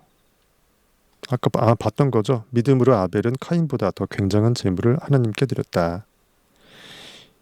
왜 아벨은 믿음이냐? 양의 첫 새끼와 기름이다. 그것을 상징하는 것은 아까 다 얘기했다. 그거 말씀드렸습니다. 반말해버렸네. 예, 재밌네요. 라이브의 묘미입니다. 믿음은 보이지 않는 진리를 위해 보이는 현실을 희생 제물로 삼았습니다. 재밌죠? 믿음은 보이지 않는 진리. 보이지 않는 진리가 뭐죠? 예수 그리스도 보이나요? 안 보이죠? 상상력 보이나요? 안 보이죠? 하지만 느끼고 있죠? 실제로 있습니다. 의식도 안 보이지만 보이고 영혼의 세계 충분히 우리 상정에서 느낄 수 있습니다. 우리는 묵상과 명상과 기도를 통해서 진리 가운데 그곳에 언제든지 우리는 서 있을 수 있습니다. 실존하는 것입니다. 생각 에너지는 존재해요. 예수는 이처럼 보이지 않는 진리는 이처럼 이런 예수 보이지 않는 진리를 위해서 보이는 현실, 예수께서 또 돌아가실 때 성소의 휘장이 찢어졌죠. 갈라졌죠. 그 안으로 우리는 바로 하나님 우편으로 들어갈 수 있었듯이 그때 이제 예수는 우리 그 몸을 대성물로 삼았어요. 우리는 영적으로 예수로 부활할 때 네빌고다드처럼 육을 대성물로 주고 척추를 비롯해서 머리에서 그 몸통이 반으로 갈라졌죠. 그걸 말하는 겁니다. 보여지는 현실을, 그걸 상징하는 그 몸을 대성물로 삼아서 예수 그리스도를 우리는 진리를 얻는 거고 상상력을 얻는 거고 보이지 않는 진리를 얻는 겁니다. 그래서 현실에 반응당하지 않을 수 있을 때 비로소 우리는 적극적으로 연기를 해낼 수 있다는 거고요. 믿음이라는 것은 하나님의 선물, 즉 욕망의 대상을 실시간으로 프레젠트, 지금 이 순간 나에게 주는 선물을 캐치해내는 거가 믿음인데, 이걸 사실로 받아들인다면 보이지 않는 상태들이 보이는 현실이 된다는 근본적인 진리를 우리는 꽉 붙들 수 있게 됩니다. 제가 좋아하는 아구스티누스, 성 어거스틴, BC 4, 5세기경에 AD죠. 기원전이나 기원후죠. AD 4, 5세기경에 그 중세 사상을 열었던 그분의 말씀입니다. 믿음이라는 것이 당신에게 보이지 않는 것을 믿는 것이 아니라면 과연 믿음이 무엇인가, 무슨 의미가 있겠는가라고 얘기합니다. 그 관련해서 저기 그 로마서 8장 24절이 나오죠. 8장 24절에 제가 말씀드렸죠.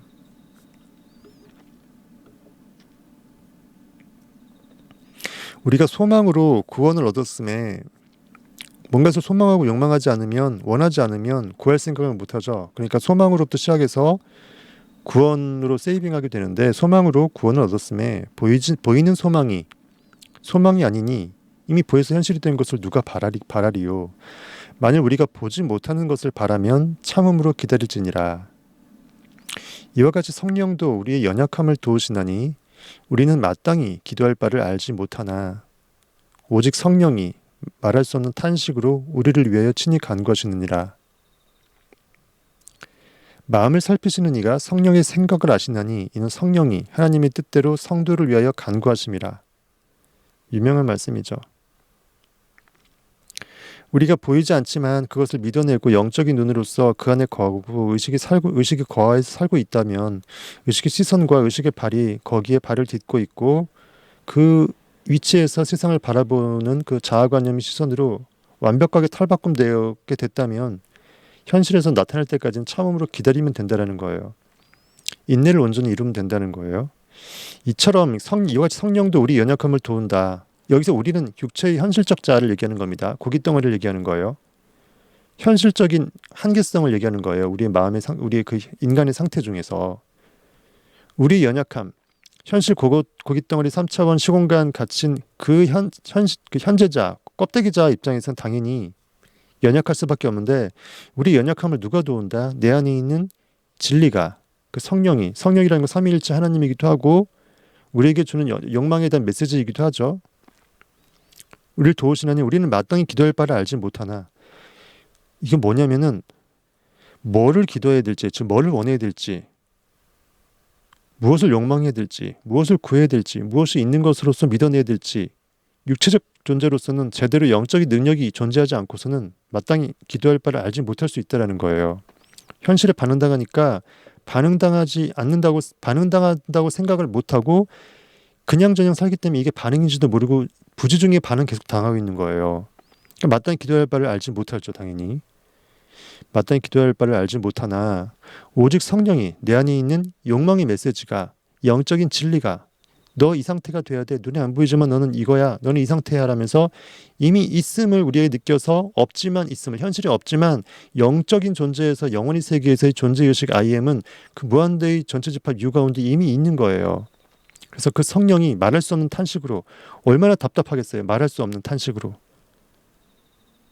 성령이 말한다고 하는 것은, 성령의 말은요, 내 안의 의식이 욕망의 메시지를 던져서 나한테 계속 영혼의 바람을 불러일으켜서 알게끔, 느끼게끔 해주는 거예요. 근데 계속 말해주는데 얘가 못 알아쳐먹어. 열받죠. 성령 입장에서는. 그때 오직 성령이 말할 수 없는 탄식으로, 말에다 안 먹어주니까 말할 수 없을 정도의 탄식이 되는 거예요. 더 답답한 지경이 되는 거죠. 오직 성령이 말할 수 없는 탄식으로, 그 정도로 진리가 정말 그 진리를 찾는 상태에서 애달파하는데 진리가 어디 있는지 모르고 바깥에서 찾는 그 상황을 비유한 걸 수도 있고, 어쨌든 오직 성령이 말할 수 없는 탄식으로 우리를 위하여, 고깃덩어리를 위해서, 현실에 빠진 리액터가 회심해서 돌아올 수 있는 그 상태를 위해서 친히 간구하시느니라. 친히라는 말, 스스로라는 말이죠. 같은 말입니다. 친히, 직접, 스스로 주체가 되어서, 절대자 주권자가 되어서 간구한다, 간절히 구한다라는 거죠. 원하는 욕망, 성령이 메시지를 주는데 얘가 못 알아먹으니까, 말해도 못 알아먹으니까 말할 수 없는 탄식으로서 스스로 내 안에 있는 영이 스스로 구원자로서 능력을 발휘해서 육체를 구원해 준다라는 거예요. 얼마나 멋진 표현이에요. 친히 간구하시느니라. 이처럼 마음을 살피시는 이가, 즉 내 마음이 무엇을 원하고 지금 어떤 상태이고 어느 쪽으로 가야 되고, 마음 상태의 주권자는 IM, 존재의 의식이잖아요. 의식의 주권자. 마음을 살피시는 이가 당연히 그 성령의 생각을 아시나니, 성령이 욕망이 어디로 꿈틀대고 어떤 방향으로 가야 될지는 가장 주권자인 IM이 먼저 알아요. 아버지 하나님이, 의식의 아버지가. 마음에 살피시는 이는 그걸 말하는 거죠. 총 주권자 아버지 하나님이 그 모든 것을 다 알고 있다. 마음을 살피시는 이가 성령의 생각을 아시나니 이는 성령이 하나님의 뜻대로 성도들을 위하여 간구하심이라.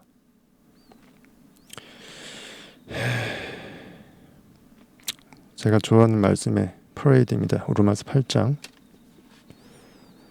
이게 그 성 아구스티누스 보이지 않는 것을 믿는다면 에서 저는 이게 떠올라서 좀 더 설명을 드렸고요. 이것이 또 이제 또 예레미야서 29장 11절에 연결이 되더라고요. 제가 네빌고다 책에 없는데 계속 얘기해 드리는 거 영감이 떠올라서 성경 말씀이 계속 이제 떠올리더라고요. 마음을 살피시는 이라는 게 그 뜻이잖아요. 얼마나 멋진 표현입니까? 나보다 나를 더 잘 아시는 하나님이 나에게 필요한 것들을 알려주신다. 구원받은 줄로 알아라. 구하게 하신다. 대신 구해주신다. 그 예레미야 29장 11절에 보시게 되면요, 진짜 멋진 말씀입니다. 우리가 힘들 때 이 말씀으로 위안 받는데요. 여호와의 말씀이니라 하면서 그 나옵니다. 여호와의 말씀이니라. 너희를 향한 나의 생각은 내가 하나니 평안이요 재앙이 아니니라. 너희에게 미래와 희망을 주는 것이니라. 내 걷자한테, 내 안에 있는 참자 IM이 나한테 얘기해 주는 거예요. 하나님께서 너를 내가 더 잘 알고, 너는 실제의 주인이 나이고 내가 너이고 네가 난데, 현실의 결과 상태에서 어떠한 창조의 결과를 내야 될지는 가장 근원의 의식 그 자체가 더 잘한다. 너희를 향한 나의 생각은 아버지가 아들에게 안 좋은 거 주겠냐. 내가 뭐 더한다. 평안이고 재앙이 아니다. 미래와 소망을 주는 것이다. 그러니까 영적 메시지를 그대로 응답해서 접수해서 받아 먹으라는 거예요. 그래서 이 말씀들이 점점 연결이 돼서 알려드렸고요. 좋은 말씀입니다. 저는 최근에 네빌고다드 1화를 재미있는 걸 하나 보여주네요. 이거 한번 읽어보겠습니다. 요새님, 내가 갑자기 생각이 안 날 때 제가 블레이크 수백 번도 얘기했는데 생각이 안 나서 블레이크 얘기해 주셨네. 박미정님 어서 오세요. 처음 오시나요? 박미정님?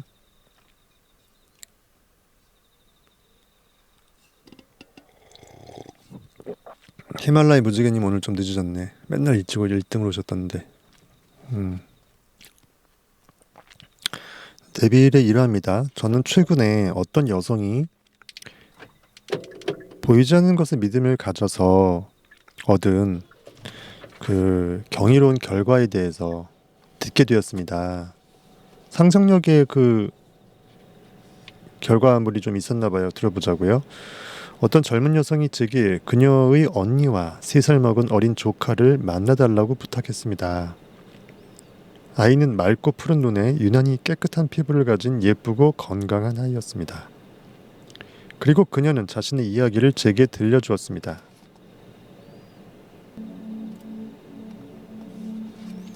아이가 태어났을 때 모든 것이 완벽했는데 단 하나, 크고 보기 흉한 모반이 얼굴 한쪽을 덮고 있었습니다. 의사가 말하기를 이런 모반에는 해볼 만한 것이 아무것도 없다고 했습니다.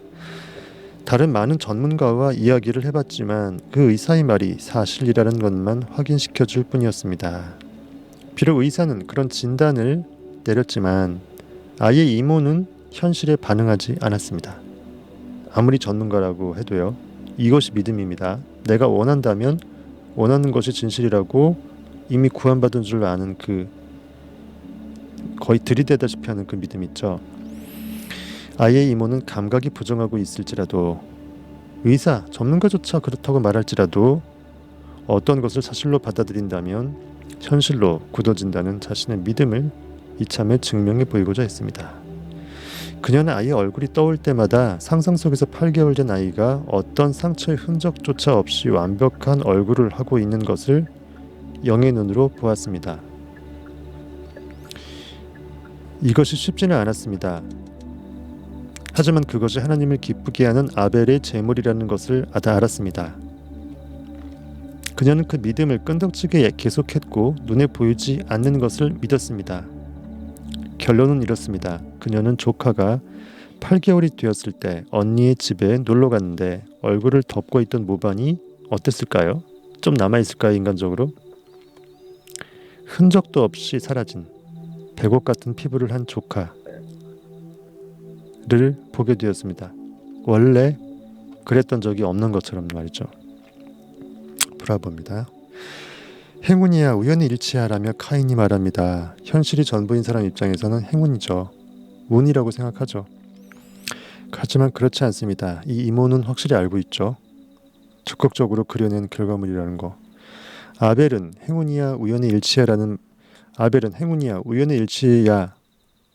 말은 믿음의 성과물을 잘 모르는 믿음이 없는 사람이 믿음의 영적 결과물, 성과물, 그 성취에 대해서 둘러대는 자기 위안의 말이라는 것을요. 정말 기적과 같은 일이 실제로 일어납니다. 하지만 기적 이면에는 원인이 있습니다. 원인을 모를 때 우리는 그걸 기적이라고 하죠. 고린도후서 5장 7절에 있습니다. 보십시다. 고린도후서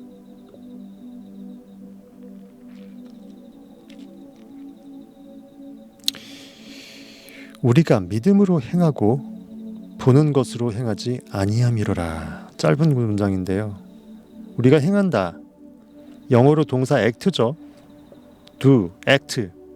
행하는 것에 대해서는 그 기준점, 어떤 그 원칙, 기준점이 있어야 될 거 아니에요. 무엇으로 행한다? 믿음으로. 느껴내는 것을 기준으로 해서 내가 느껴내는 게 현실의 반응 감각이냐, 아니면 내가 지금 바라고 원하는 그 성취 상태냐. 내가 이걸 원한다면 이걸 느껴서 이걸 믿음으로 느껴내서 행하면 되는 거고요. 즉 연기, 액팅하면 되는 거고요. 내가 현실에 반응하는 거가 정말 원한다 그러면 여러분들은 고기로 선택하시면 됩니다. 근데 성경에서 분명 믿음으로 행한다 그랬고, 보는 것으로, 즉 현실에서 보여지는 팩트들로, 증거들로 내 액팅, 연기 행위를 하지 아니한다 그랬어요. 보는 것으로 행하지 아니함이로다. 리액터로서가 아닌 액터로서. 그래서 선한 데는 지혜롭고 악한 데는 미련하라. 극상으로 좋은 것에는 지극히 지혜로울 정도로 그것을 추구하고 내 것이라고 담대하게 선포하고, 악한 것은 내 것이 아니라고 완벽하게 눈을 감아라. 아예 느끼질 말아라. 어둠에서 빛으로 시선을 바꾸면 어둠은 이미 존재하지 않는 것으로 없어집니다.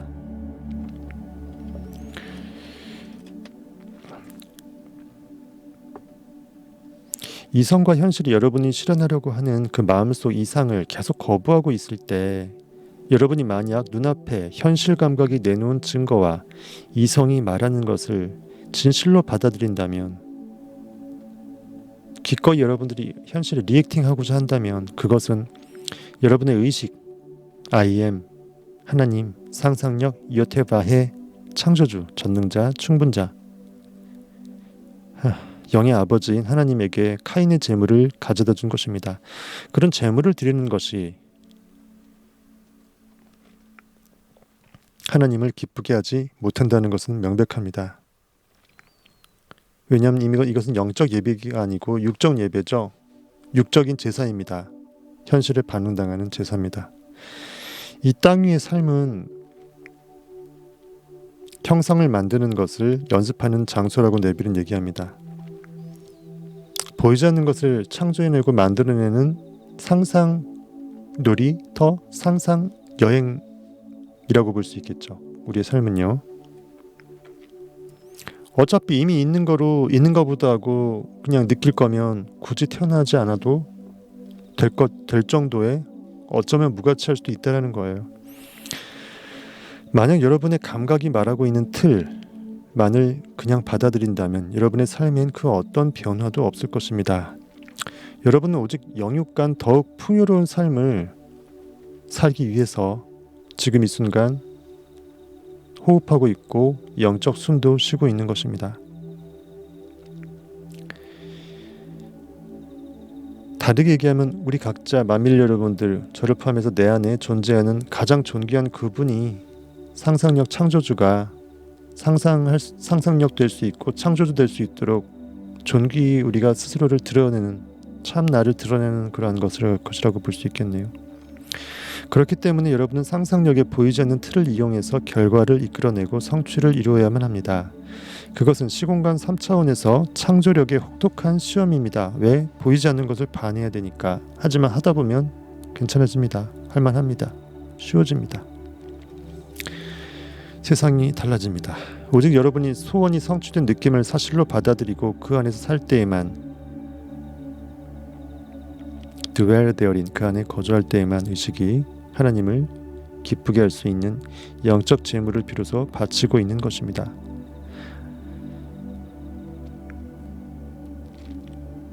현실 육체의 여러분들이 현실 육체의 옷을 벗고 완벽하게 현실에 눈을 감고 아벨의 제물,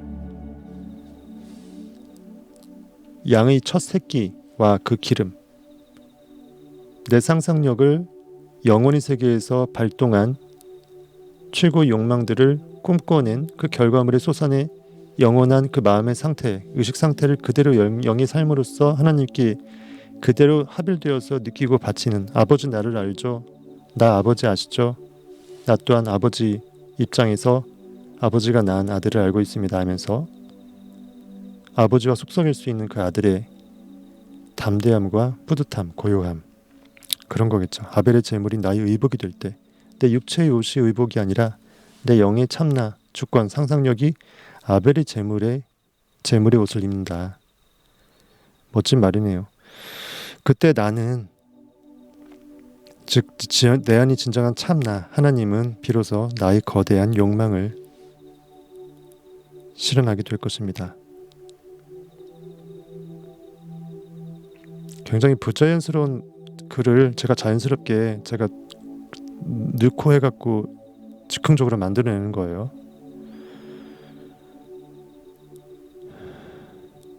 상상의 삶이 영적 예배가 될 수 있는 아벨의 제사를 우리가 드릴 수 있는 존재가 되길 바라겠습니다. 예언자 말라기는 인간이 하나님을 강탈하는 것을 불평합니다. 제가 제목에도 나왔다시피 그 11조에 대해서 제가 오늘 좀 말해드리려고 11조에 대해서 제목에 조금 달았거든요. 부제로 보셨죠? 11조가 대체 교회에 우리가 돈을 내는 거를 통해서 돈 자체가 이웃들을 구제하는 목적, 그리고 교회가 운영될 수 있는 행정비용으로 쓰는 목적이 맞는 건지,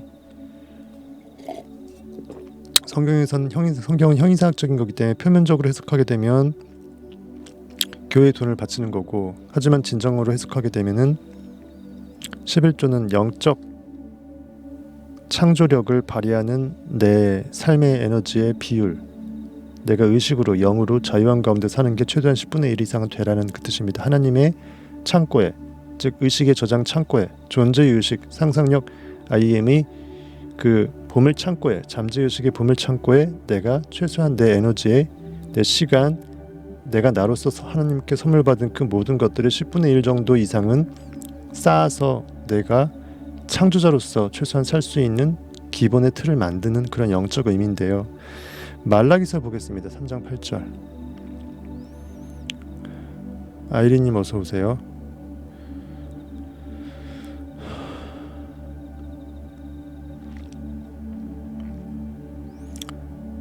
피드백 좀 달라 그랬는데 다들 대답이 없어. 재미있나요? 아니면 잘 따라오고 있나요?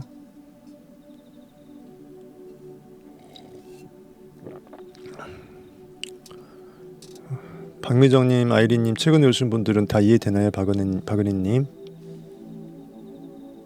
김미정님 이해되시나요?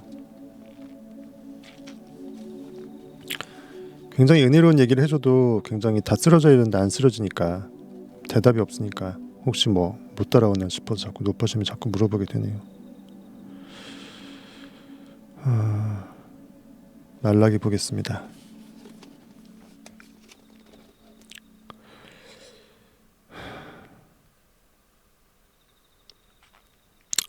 제가 저 잘났다고 자랑하는 게 아니라 여러분들 성경 말씀을 보고 부활을 보고, 사실 이 정도의, 바로는 이 정도까지는 솔직히 당장은 지금 뭐 초보시면 힘들어도 이렇게 뭔가 캐내는 자기의 어떤 영적 발전성이 좀 있으셔야 돼요. 그걸 제가 해드린다고 그런가 보다고 넘어가시면 한편으로는 쉽게 얻어지는 것 같아도 한편으로는 스스로 얻어내는 캐내는 능력, 보물을 캐내는 능력이 떨어져요. 다 캐갖고 눈 앞에 보여주면은 스스로 캐내는 능력이 떨어져요. 제가 그게 아쉬울 따름입니다. 동전의 안명이죠, 그렇죠? 생척을 줄인다는 게 그런 의미도 있으니까. 말라기 3장 7절 보겠습니다. 왜 11조가 그런 메시지인지 한번 볼게요. 말라기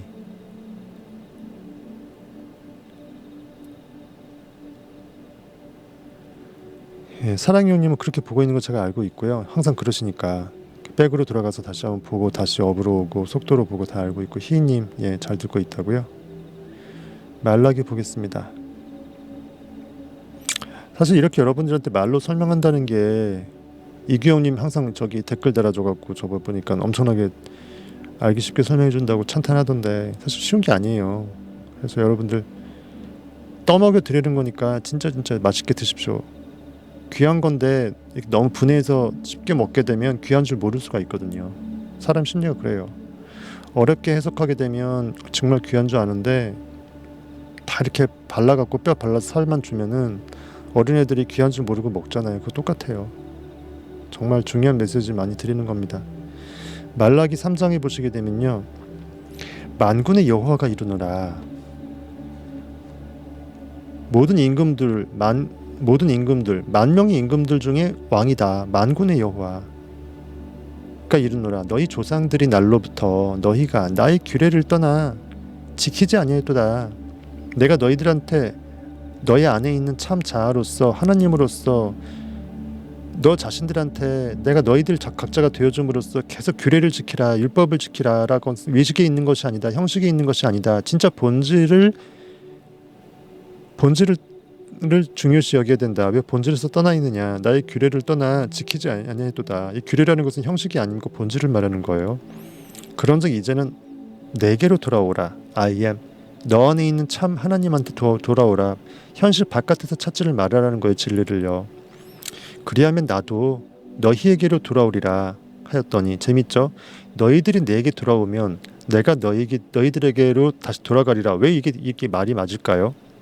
현실에 있는 고기가 현실 외부에서 반응반당하면서 진리가 하나님이 그리고 왕이 절대주권이 바깥에 있다고 생각하다가 내 내부로 돌아오게 되면 상상력이 주체로 활동하게 되죠. 그럼 영의 아들로 되죠. 영의 아버지와 같이 가게 되죠. 새로운 것들 추구하고 안 보이는 것을 추구하고 그것을 창조해내죠. 그렇게 되면 나도 너희에게 돌아가리라라는 말이 맞게 되는 거죠. 영의 상속자 아들로서 마음으로 영으로 돌이키게 되면 영의 아버지와 합치가 되면서 그 자아조차도 IM이 새롭게 상상해 준 것들을 현실에서 또 창조해서 증거물로 현실적인 육체 고기 덩어리한테 또 보여주죠.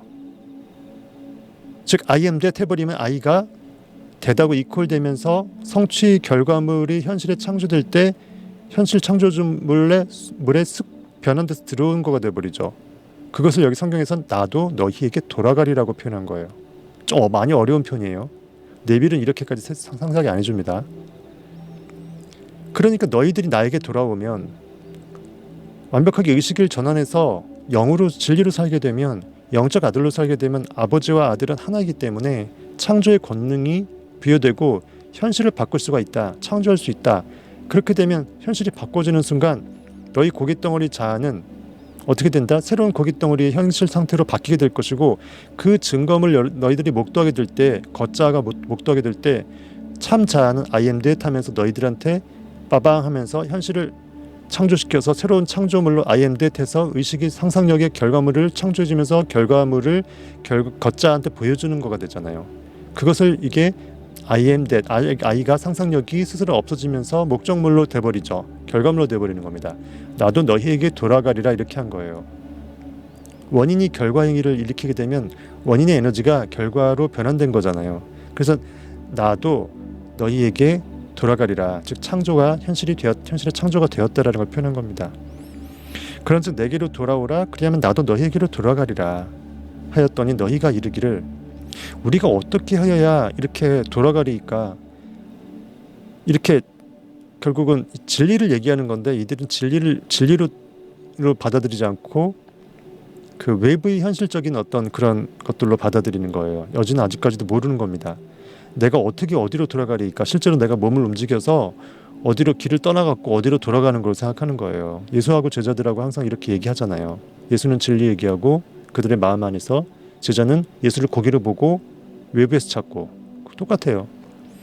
그러니까 하는 말이 이거 8절입니다. 사람이 어찌 하나님의 것을 도둑질하겠느냐. 그러나 너희는 나의 것을 도둑질하고도 말하기를 우리가 어떻게 주의 것을 도둑질하였나이까 하는도다. 이는 곧 뭐다? 뭘 도둑질했다? 11조와 봉헌물이라. 무슨 말인지 볼까요? 사람이 육체 고깃덩어리가 어찌 그 영원한 상태에서 4차원에서 영원한 의식으로 자전하는 내 안에 있는 I am, 존재의 의식, 상상력 자체를 어떻게 도둑질하겠어요? 육체가 사실은 3차원이 4차원의 세계에 손을 뻗어서 그것을 없앨 수는 없어요. 사람이 어찌 하나님 것을 도둑질하겠느냐 그 말이에요. 하나님의 것, 즉 의식의 것, 영의 것, 영으로 자존하는 그 세계를 도저히 범접할 수 없는데 어찌 육체 고깃덩어리 현실 상태가 어떻게 어찌 사람 하나님의 것을 도둑질하겠느냐 이 말이에요. 원래는 도둑질이 불가능하다. 차원이 다르니까. 그런데 단 사람은 하나님이 그 안에 들어가서 인식의 능력을 주셨기 때문에 이게 아이러니 역설적인 건데 사람은 인식하는 순간 인식의 대상이 돼버려요. 인식하는 그 범위로 축소가 돼버리고 한정이 돼버려. 나는 고기다 해버리면 고기가 돼버려. 진짜로. 상상력을 원래 부여받지 않고 하나님은 내 안에 들어오지 않은 걸로, 하나님은 나를 창조한 게 아니라 나는 우연하게 인류의 빅뱅에 의해서 우연히 떨궈지는 고기일 뿐이야. 동물하고 똑같은 거 돼버리는 거예요. 그러니까 이렇게 된 거예요. 그러나 너희는 그렇게 현실의 외부에서 왕을 찾고 하나님을 찾고 팩트들에 그대로 반응당하고 상상력이 원래 너희들한테 자유함, 상상력, 진리가 원래 없었던 것처럼 아예 망각을 하고 나 자체가 상상력과 전혀 무관한, 존재의식과 무관한 고기라고 생각해서 현실에서 팩트로 살아버리면 너희들이 이미 있었던 하나님을 없는 거로 사는 거니까 결국 너희들이 나를 없이 여기는 것이다. 즉 나의 영적 자유와 진리를 마치 원래 없던 것처럼 도둑질하는 것이다. 그래서 이렇게 표현한 거예요. 사람이 어찌 하나님의 것을 도둑질하겠느냐. 너희들이 육으로 살더라도 영혼의 세계는 여전히 존재한다.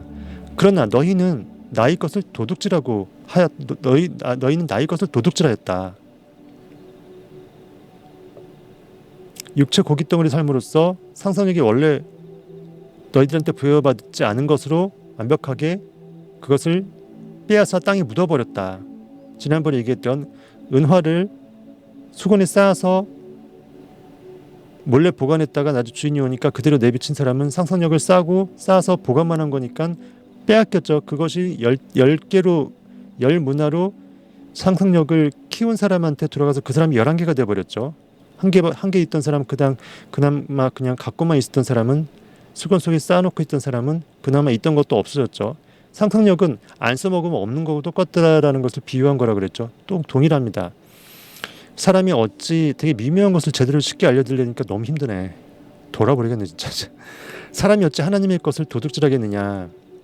그러나 내가 너희 안에 들어간 상태의 인간이기 때문에 인간이 고기로 선택해서 살아버리면 이미 그것 자체가 너희 안에 원래 있었던 것을 없던 것으로 만드는, 사실상 도둑질을 해버리는 그 행위를 하는 것이다. 그래서 너희는 나의 것을 도둑질한 것이다. 그럼에도 불구하고 너희는 나의 것을 도둑질하고도 말하기를 뭐라고 한다? 우리가 어떻게 주의 것을, 영혼의 세계 영존하는 상상력, 의식의 그것을 도둑질하였나이까. 우리는 그냥 현실에서 그냥 팩트주의 지향주의로 살았을 뿐이고 이성 논리에서 고기로 살았을 뿐입니다. 당신이 부여해준 육체 요소를 입고 육체로 살았을 뿐인데 뭐가 잘못됐냐라고 항변하는 거예요. 영을 잃어버린 순간 원래 사람은요 인식하지 않은 순간 그거는 원래 없는 거가 돼버려요. 즉 전체 집합이 무한대로 이렇게 있는데 거기서 난 고기가 될래 해서 고기의 부분 집합으로 들어가면 그 고기 부분 집합이 전체 집합이 돼버려요. 그들 입장에서는 시야가 좁아져 버리죠. 그거에 여집합은 없는 거예요. 자기가 부분집합으로 줄어져 있다라는 것을 인지하지 못한 상태에서 현실에 보이는 팩트, 그게 전부인 거예요. 그게 전체 집합이 돼버려. 그러니까 이들은 진정한 전체 집합에 있는 것들을 다 없애버린 거죠. 몰각시켜버린 거예요. 도둑질해버린 거예요. 하나님 뭐라고 한 거야. 근데 우리가 어떻게 주의 것을 도둑질하였나이까. 생긴 대로 살았고 주어진 대로 살았고 현실에서 그냥 최선을 다했습니다. 나 열심히 일했다 이거예요. 어떻게 내가 주의 것을 도둑질한 적이 있습니까? 하는도다. 이는 건 뭐다? 10분의 1을 돈 번 거에 대해서 100억 벌었는데 왜 1억 안 내냐 10억 안 내냐 이게 아니고, 너희들이 도둑질한 것은 영의 양식, 너희 안에 있는 참나 IM의 영의 저장 창고, 잠재의식 보물 창고, 의식의 저장 창고, 자유로운 진리의 창고에 너희들이 마땅히 드려야 할 내 것, 너희들이 바쳐야 될 10분의 1의 영적인 상상력에 발동하는 시간이라든지 그 결과물이라든지 에너지라든지 어떤 의식의 집중도 몰입도라든지 보이지 않는 것을 믿어내는 그 믿음의 힘이라든지 어쨌든 너무 많을 거 아니에요. 그런 것들을 적당하게 10분의 1로 잘라서 10분의 1만이라도 너희들이 할애했다 그러면 너는 이렇게 안 산다. 완벽하게 영존자로서 살 수 있게끔 나는 너희들한테 뒤에서 백이 되어주고 아버지가 되어주신다, 그 뜻이겠죠. 그 다음 11조뿐만 아니고 봉헌물까지 들어가 있어요. 11조와 봉헌물이라. 봉헌물이라는 것은 글자 그대로 헌납하는, 봉헌하는 그 예물이에요. 근데 제사가 아니고 여기 형이상학적인 것이기 때문에 눈에 보이는 현실에서 뭘 태워서 하는 제사가 중요한 게 아니라 실질적으로 영적 예배라 그랬죠. 형이상학적으로 봐야 됩니다. 다 마음에 관한 거예요. 영적인 삶으로서 예배를 드린 결과물이 없다라는 거예요. 왜냐하면 11조를 드려서 영의 양식을 충분히 하나님의 곳간, 내 안에 있는 의식의 곳간에 충분히 쌓여놨다면은 그걸로 뭔가를 했을 것이고, 영적 발전이라든지 상상력의 창조력의 발산이라든지 현실에 바뀌었다라든지 좀 더 업그레이드 될 수 있는 뭔가가 있을 건데 11조도 안 드리니까 당연히 곳간은 텅 비었고 영의 양식이 없으니까 하나님 스스로 배고프게끔 만들어서, 영이 배고프게끔 만들어서 뭔가 창조력을 발산할 수 있는 거리가 없었고, 그렇기 때문에 당연히 봉헌물, 결과소산이 없죠. 아까 아벨이 양의 첫 새끼로 예물을 드렸는데 결과물이 없어요. 그러니까 하나님한테 영적 예비의로 드릴 만한 영적인 결과물이 없는 거야. 그걸 봉헌물에 비유한 거예요. 아시겠습니까? 그러니까 이 짧은 이 8절 하나에도 엄청난 것들이 많이 들어가 있다는 거예요. 사람이 어찌 하나님의 것을 도둑질하겠느냐. 그러나 너 없어도 하나님은 나로서 영존한다, 그 뜻이겠죠. 하지만 나는 너가 되어줬기 때문에 네가 나를 무시하고 고기로 살게 되면 너는 나를 버린 거가 되고 나를 도둑질한 거랑 마찬가지다. 난 박탈감 느낀다 이거예요. 하나님은 열받는다 이거예요. 진리왈. 그래놓고 너희들은 내가 언제 하나님 것을 도둑질했냐고 따진다. 현실 육체적으로 최선을 다했다라고 따진다. 하지만 너희들이 나한테 도둑질한 건 뭐다? 진짜 참 나인 너의 존재의식 IM으로 산 게 얼마나 되느냐. 10분의 1이라도 되느냐. 최소한 그 정도는 곳간에 바치라고 내가 명하지 않았느냐. 왜? 참 나가 누구를 위해서? 나의 영의 아들을 위해서. 인간 너를 위해서. 내가 그러려고 너가 되어줬는데 너는 왜 진짜 나로 안 살고 껍데기로 사느냐. 11조를 도둑질했고 봉헌물도 당연히 없으니까, 거리가 없으니까, 영적 예배의 산물이 없으니까 봉헌물도 없는 거죠.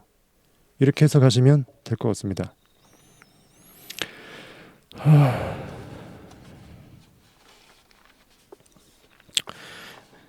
네빌도 좀 이렇게 해석을 해줬으면 좋겠는데 네빌 보겠습니다.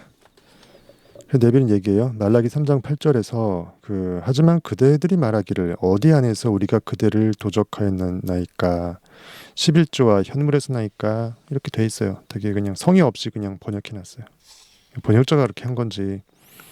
어쨌든 영혼이 외부로 표출하려고, 외부로 뭔가를 정말 욕망을 표출하려고 하는 그 꿈과 이상을 육체적인 현실적인 자아가 현실에 반응당해서 나는 할 수 없어라고 거부해버리면, 저런 외부로 표출되려고 하는 꿈과 이상을 거부하는 현실 이성과 이런 오감의 증거에 기초한 리액팅된 삶, 계속 리액팅만 하는 이런 삶은 여러분에게 보이지 않는 욕망이나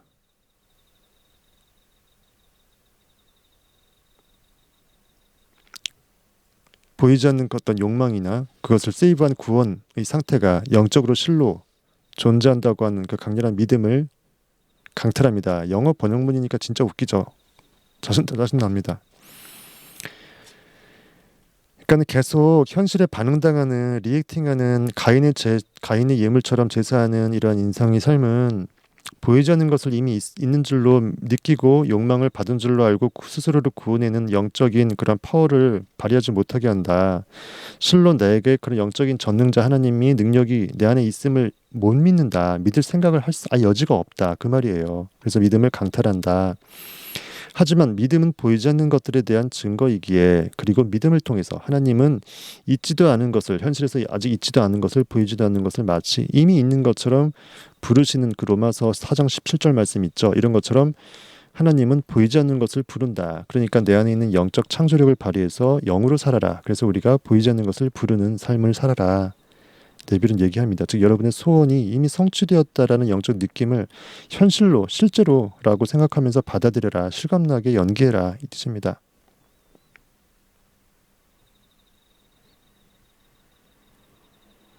로마서 4장 17절이 뭐냐면은 기록된 바 내가 너를 많은 민족의 조상으로 세웠다 하신 것 같으니, 아브라함 말하는 거예요. 그가 믿은 바 하나님은 죽은 자를 살리시며, 즉 죽은 자는 사람 말하는 게 아니고 관념입니다. 욕망이라든지 나에게 주어졌던 그런 꿈들, 생명의 의식을 못 풀어넣어서 내가 상상력을 발동하지 못해서 욕망으로만 꿈틀대다가 말았던 그런 모든 것들을 없음을 있음으로써 완벽하게 들어올린다라는 거예요. 죽은 자를 살리시며 없는 것을 있는 것으로 부르시는 이시니라.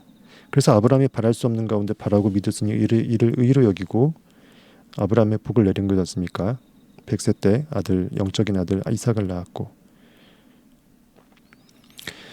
그 다음에 말라기 아까 3장 10절은 제가 얘기 안 했죠. 이처럼 아까 거기 이어집니다. 너희 곧 온 나라가 이처럼 나의 것을 도둑질하였으므로 너희가 저주를 받았느니라. 맞죠?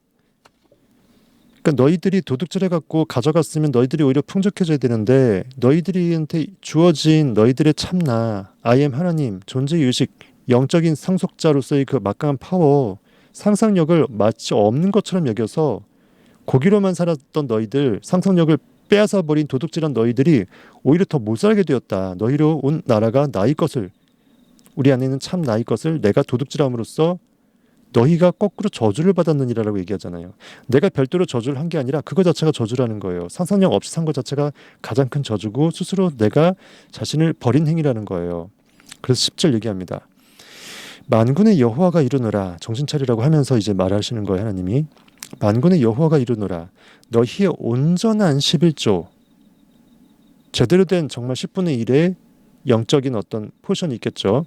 그것을 창고에 들여 너희들의 마음, 존재의식 안에 새겨 넣어서 잠재의식에 최고의 꿈의 환상의 씨앗을 강렬한 믿음으로 현재의식과 잠재의식 합일되어서 꿈나라갈 때 완벽하게 채워 넣으라는 거예요.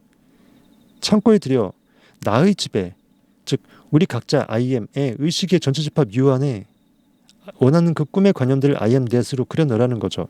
나의 집에 양식이 있게 하고, 영적 양식이 있어야 그것을 소화해내서 제대로 상상력을 발휘할 거 아닙니까? 정확하게 말하면 욕망의 씨앗이겠죠. 일단 욕망의 씨앗부터 들어가야 그걸 느끼든지 말든지 하고 그것을 세이브하든지 말든지 할 거 아닙니까? 양식이 있게 하고 그것으로 나를 시험하여 각자 I am 참나, 하나님이 정말 존재하는지 시험하라. 상상력이 현실을 창조하는지 시험하라고 하나님 대놓고 얘기했어요. 우리한테요. 나를 시험하여 내가 하늘 문을 열고, 하늘은 저 공중 하늘이 아닙니다. 아무리 문 열어봐야 안 열려요. 올라가지 마세요. 떨어지니까.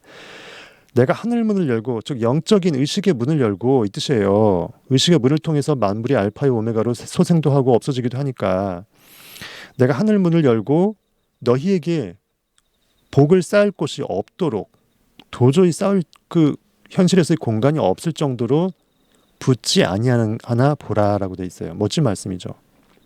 엄청난 축복의 말씀이에요. 그전에는 엄청 혼내면서 이놈저놈 하면서 혼내더니 결국 하나님이 결국은 좋은 메시지를 주셨어요. 다시 한번 읽어볼게요. 7절부터 말라기 3장 7절. 제가 해석을 해드렸으니까 이제 그 영감을 알고 들어보세요. 만군의 여호와가 이르노라 너희 조상의 날로부터 너희가 나의 규례를 떠나 지키지 아니하였도다. 그런즉 내게로 돌아오라. 그리하면 나도 너희에게로 돌아가리라. 하였더니 너희가 이르기를 우리가 어떻게 하여야 돌아가리이까 하는도다.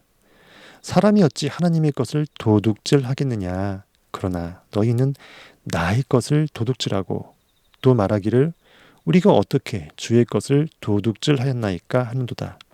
이는 곧 11조와 봉헌물이라. 너희 곧 온 나라가 나의 것을 도둑질하였으므로 너희가 저주를 받았느니라. 만군의 여호와가 이르노라 너희의 온전한 11조를 창고에 들여 나의 집에 양식이 있게 하고 그것으로 나를 시험하여 내가 하늘문을 열고 너희에게 복을 쌓을 곳이 없도록 붙지 아니하나 보라. 이것을 여러분 안에 있는 IM이 복의 메시지로 영적으로 문을 두드리며 사시는 말씀으로 받아 먹으시길 바라겠습니다. 제가 일부러 분위기 잡고 얘기해드렸어요.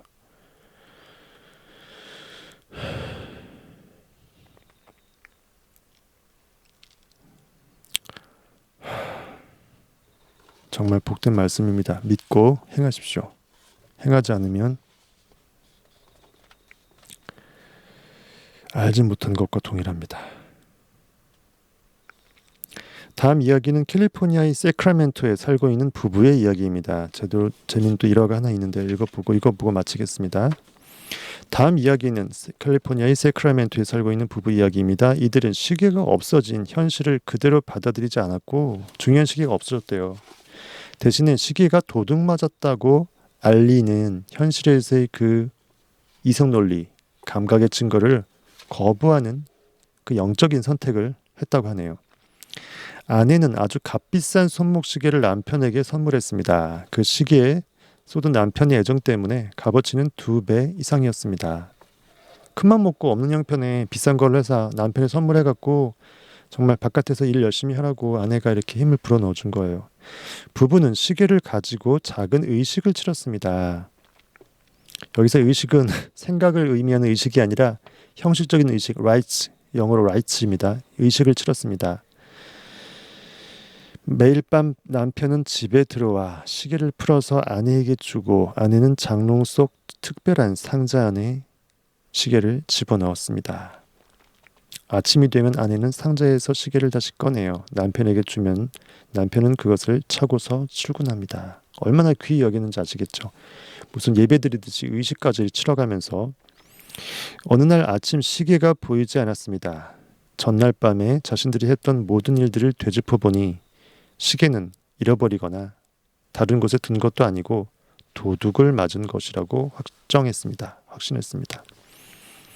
그때 부부는 시계가 없어졌다는 것을 받아들이지 말자고 결심했습니다. 갑자기 퍼뜩 생각이 난 거예요. 네빌 고다드의 강의를 들었으니까 그래 우리가 원하는 대로 느끼면 된다 그랬지 이참에 한번 시험해보자 테스트해보자 설마 되겠어 하지만 배운 대로 해보고 나중에 따져보자고 안 되면 이런 뜻이겠죠. 딱 걸렸다고 생각한 거예요. 그들은 서로에게 이렇게 말했습니다. 이건 우리가 믿고 있는 것을 정말 우리가 원하는 것을 구원받은 줄 믿고 있는지 아니면 현실에 반응당해서 이성 논리에 몰각돼서 없다라고 하는 현실에 그대로 그냥 백기를 들지 실험해볼 좋은 기회야 라고 그들은 얘기했습니다. 그들은 마치 시계가 있는 것처럼 매일 하던 의식을 상상 속에서 계속 리플레이했습니다. 그러니까 없으니까 이걸 상상 속에서밖에 안 되죠. 뭐 이렇게 손으로 이렇게 있는 것처럼 해갖고 이렇게 주지는 않았을 거 아니에요. 상상 속으로 할 수밖에 없었던 거예요. 남편은 상상 속에서 매일 밤 그 시계를 벗어 아내에게 주고 아내는 상상 속에서 그것을 받아서 조심스럽게 장롱 속에 넣었습니다. 매일 아침이면 아내는 상자 속에서 시계를 다시 꺼내서 남편에게 주고 남편은 그것을 손목에 찹니다. 이것을 2주에 걸쳐 거의 보름 가까이 걸쳐서 충실하게 했습니다. 그러니까 남편하고 아내 각자 잠자리에 들면서 꿈꾸면서 잠자기 전에 각각 따로따로 동일한 상상을 했다라는 거예요. 각자 역할이 따로 있으니까. 그렇죠? 재밌습니다. 14일이 지났는데 어떤 남자가 세크라멘토에 있는 보석 가게로 들어왔습니다. 남자가 감정을 위해 보석을 내놓았을 때 가게 주인은 그가 차고 있는 시계를 눈여겨봤습니다. 보석 가게로 이 남자가 들어오게끔 했죠. 또 눈여겨보게끔 했죠. 누가 했겠어요? 였을까요? 이들이 상상했던 상상력이 IM이 하나님이 한 거예요. 그냥 흘겨보지 않고 대충 그냥 감장하지 않고 이렇게 눈여겨본 겁니다. 보석을 좀 더 정밀하게 검사할 필요가 있다는 핑계를 대며 안쪽 사무실로 들어가 주인은 경찰서에 전화를 걸었습니다. 작물 신고죠. 이게 우연일까요? 경찰이 그 남자를 체포한 후에 집을 수색해보니 세상에 그 당시로 1900년대 초반 중반 $10,000가 넘는 작물들이 있었습니다. 아까 뭐랬죠? 그 성경 말씀에 우리는 눈이 아니라 믿음으로 행한다 그랬죠. 행함의 기준, 액팅의 기준이 보여지는 것에 반응당하는 행함이 아니라 안 보이는 것을 느껴내는 행함이라 그랬죠. 믿음으로 행한다. 눈이 아니라 믿음으로 이렇게 행한 이 부부는 자신들이 원하던 잃어버린 시계를 다시 얻었을 뿐만 아니라 그것으로 끝이 아니죠. 하나님은 이렇게 놀랍습니다. 의식의 권능은 놀라워서 내가 잃어버렸던 거 찾아준 것도 놀라운데 그것만이 아니라 하필이면 이 많은 것을 훔쳐간 작물 그 도둑놈을 현행범으로 붙잡아서 다른 사람의 작물도 그 도둑 맞은 것들도 같이 찾아주는 더불어서 합력한, 그래서 성경 말씀이 하나님을 사랑하는 자 곧 그의 뜻대로 부르심을 입은 자들에게는 모든 것이 합력하여 선을 이룬다고 한 거예요. 이것이 30배, 60배, 100배죠. 다른 사람들도 자신들이 영원히 잃어버렸다고 체념하고 포기했던 그런 것들을 되찾게 만들었다라고 실제 있었던 리얼한 일을 네빌이 편지를 받아서 이렇게 알려줍니다. 이것은 아까 얘기했던 그 말라기, 나의 곳간에 너희들의 11조와 봉헌물을 온전히 쌓아놓으라. 내가 너희에게 엄청나게 북을 주리라. 쌓을 곳이 없을 정도로. 그것이 바로 해결이 된 거죠. 말라기의 11조 의미가 어떤 의미인지 아시겠습니까? 제대로 보세요. 그 성경을 제대로 보시면 절대로 그것이 돈 내란 얘기 아니에요. 돈을 낸다면은 하나님이 고기란 얘기예요. 하나님이 눈에 보이는 고기면 돈을 내는 게 맞죠. 하나님이 영원의 세계에서 의식 그 자체라 그러면, 내 안에 있는 영이라 그러면 내가 나한테 돈을 내야 되잖아요. 말이 안 되라는 거죠. 그러니까는 진정한 진리는 이 뜻입니다. 형이상학적으로. 예.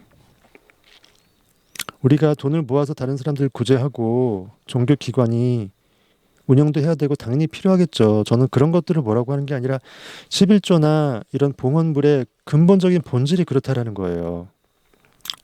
어쨌든 그렇습니다. 저도 3대째 모태신앙인데 교회를 깡하려고 하는 게 아니라 진짜 그 진리를 알고 그 다음이 존재할 수 있다는 겁니다.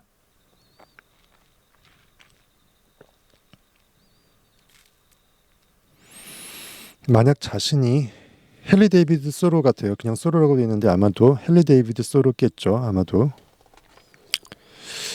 소로가 얘기했다고 합니다. 만약 자신이 꿈꾸는 방향을 향해 확신에 차서, 눈에 보이지 않으니까 꿈이겠죠. 이상이겠죠. 확신에 차서 이미 받은 줄로 성취를 느껴서 나아가고 그렇게 상상한 삶 속에서 살려고 노력하는 사람은 믿음의 선한 싸움을 사투를 벌이는 거예요. 이미 받은 줄로 계속 느껴내는 거. 어떻다? 일상적인 시간 속에서 평범한 일상의 그러한 루틴한 것들 속에서 상상도 할 수 없는 예기치 못한 성공을 마주하게 될 것이라고 헨리 데이비드 소로는 얘기했습니다. 다시 한번, 만약 자신이 꿈꾼 방향을 향해 확신에 차서 나아가고 그렇게 상상한 삶 속에서 살려고 노력하는 사람은 일상적인 시간 속에서 예기치 못한 성공을 마주하게 될 것이다. 어느 순간 불현듯 여러분들 눈앞에 꿈꾸던 것들은 이미 결과가 돼서 발 아래 무릎을 꿇고 하나님의 우편에 앉은 예수 그리스도가 스스로 발 아래 꿇린 현실 앞에서 그 모든 보여진 현실들이 꿇게 될 때까지 하나님의 우편에 앉아 있을 것이라고 했던 그 예언의 말씀 있죠. 주께서 내주께 하면서 다윗을 예로 들 때 한 말, 그 성경에 많이 나오잖아요. 똑같죠? 상상력이 IM이 존재의식과 함께 그대로 함께 우편에 있죠. 언제까지? 현실이 완벽하게 창조해서 꾸릴 때까지 딱 지켜보는 거죠. 멋진 말씀이죠. 이렇게 해서 네빌은 43편을 마감을 했습니다.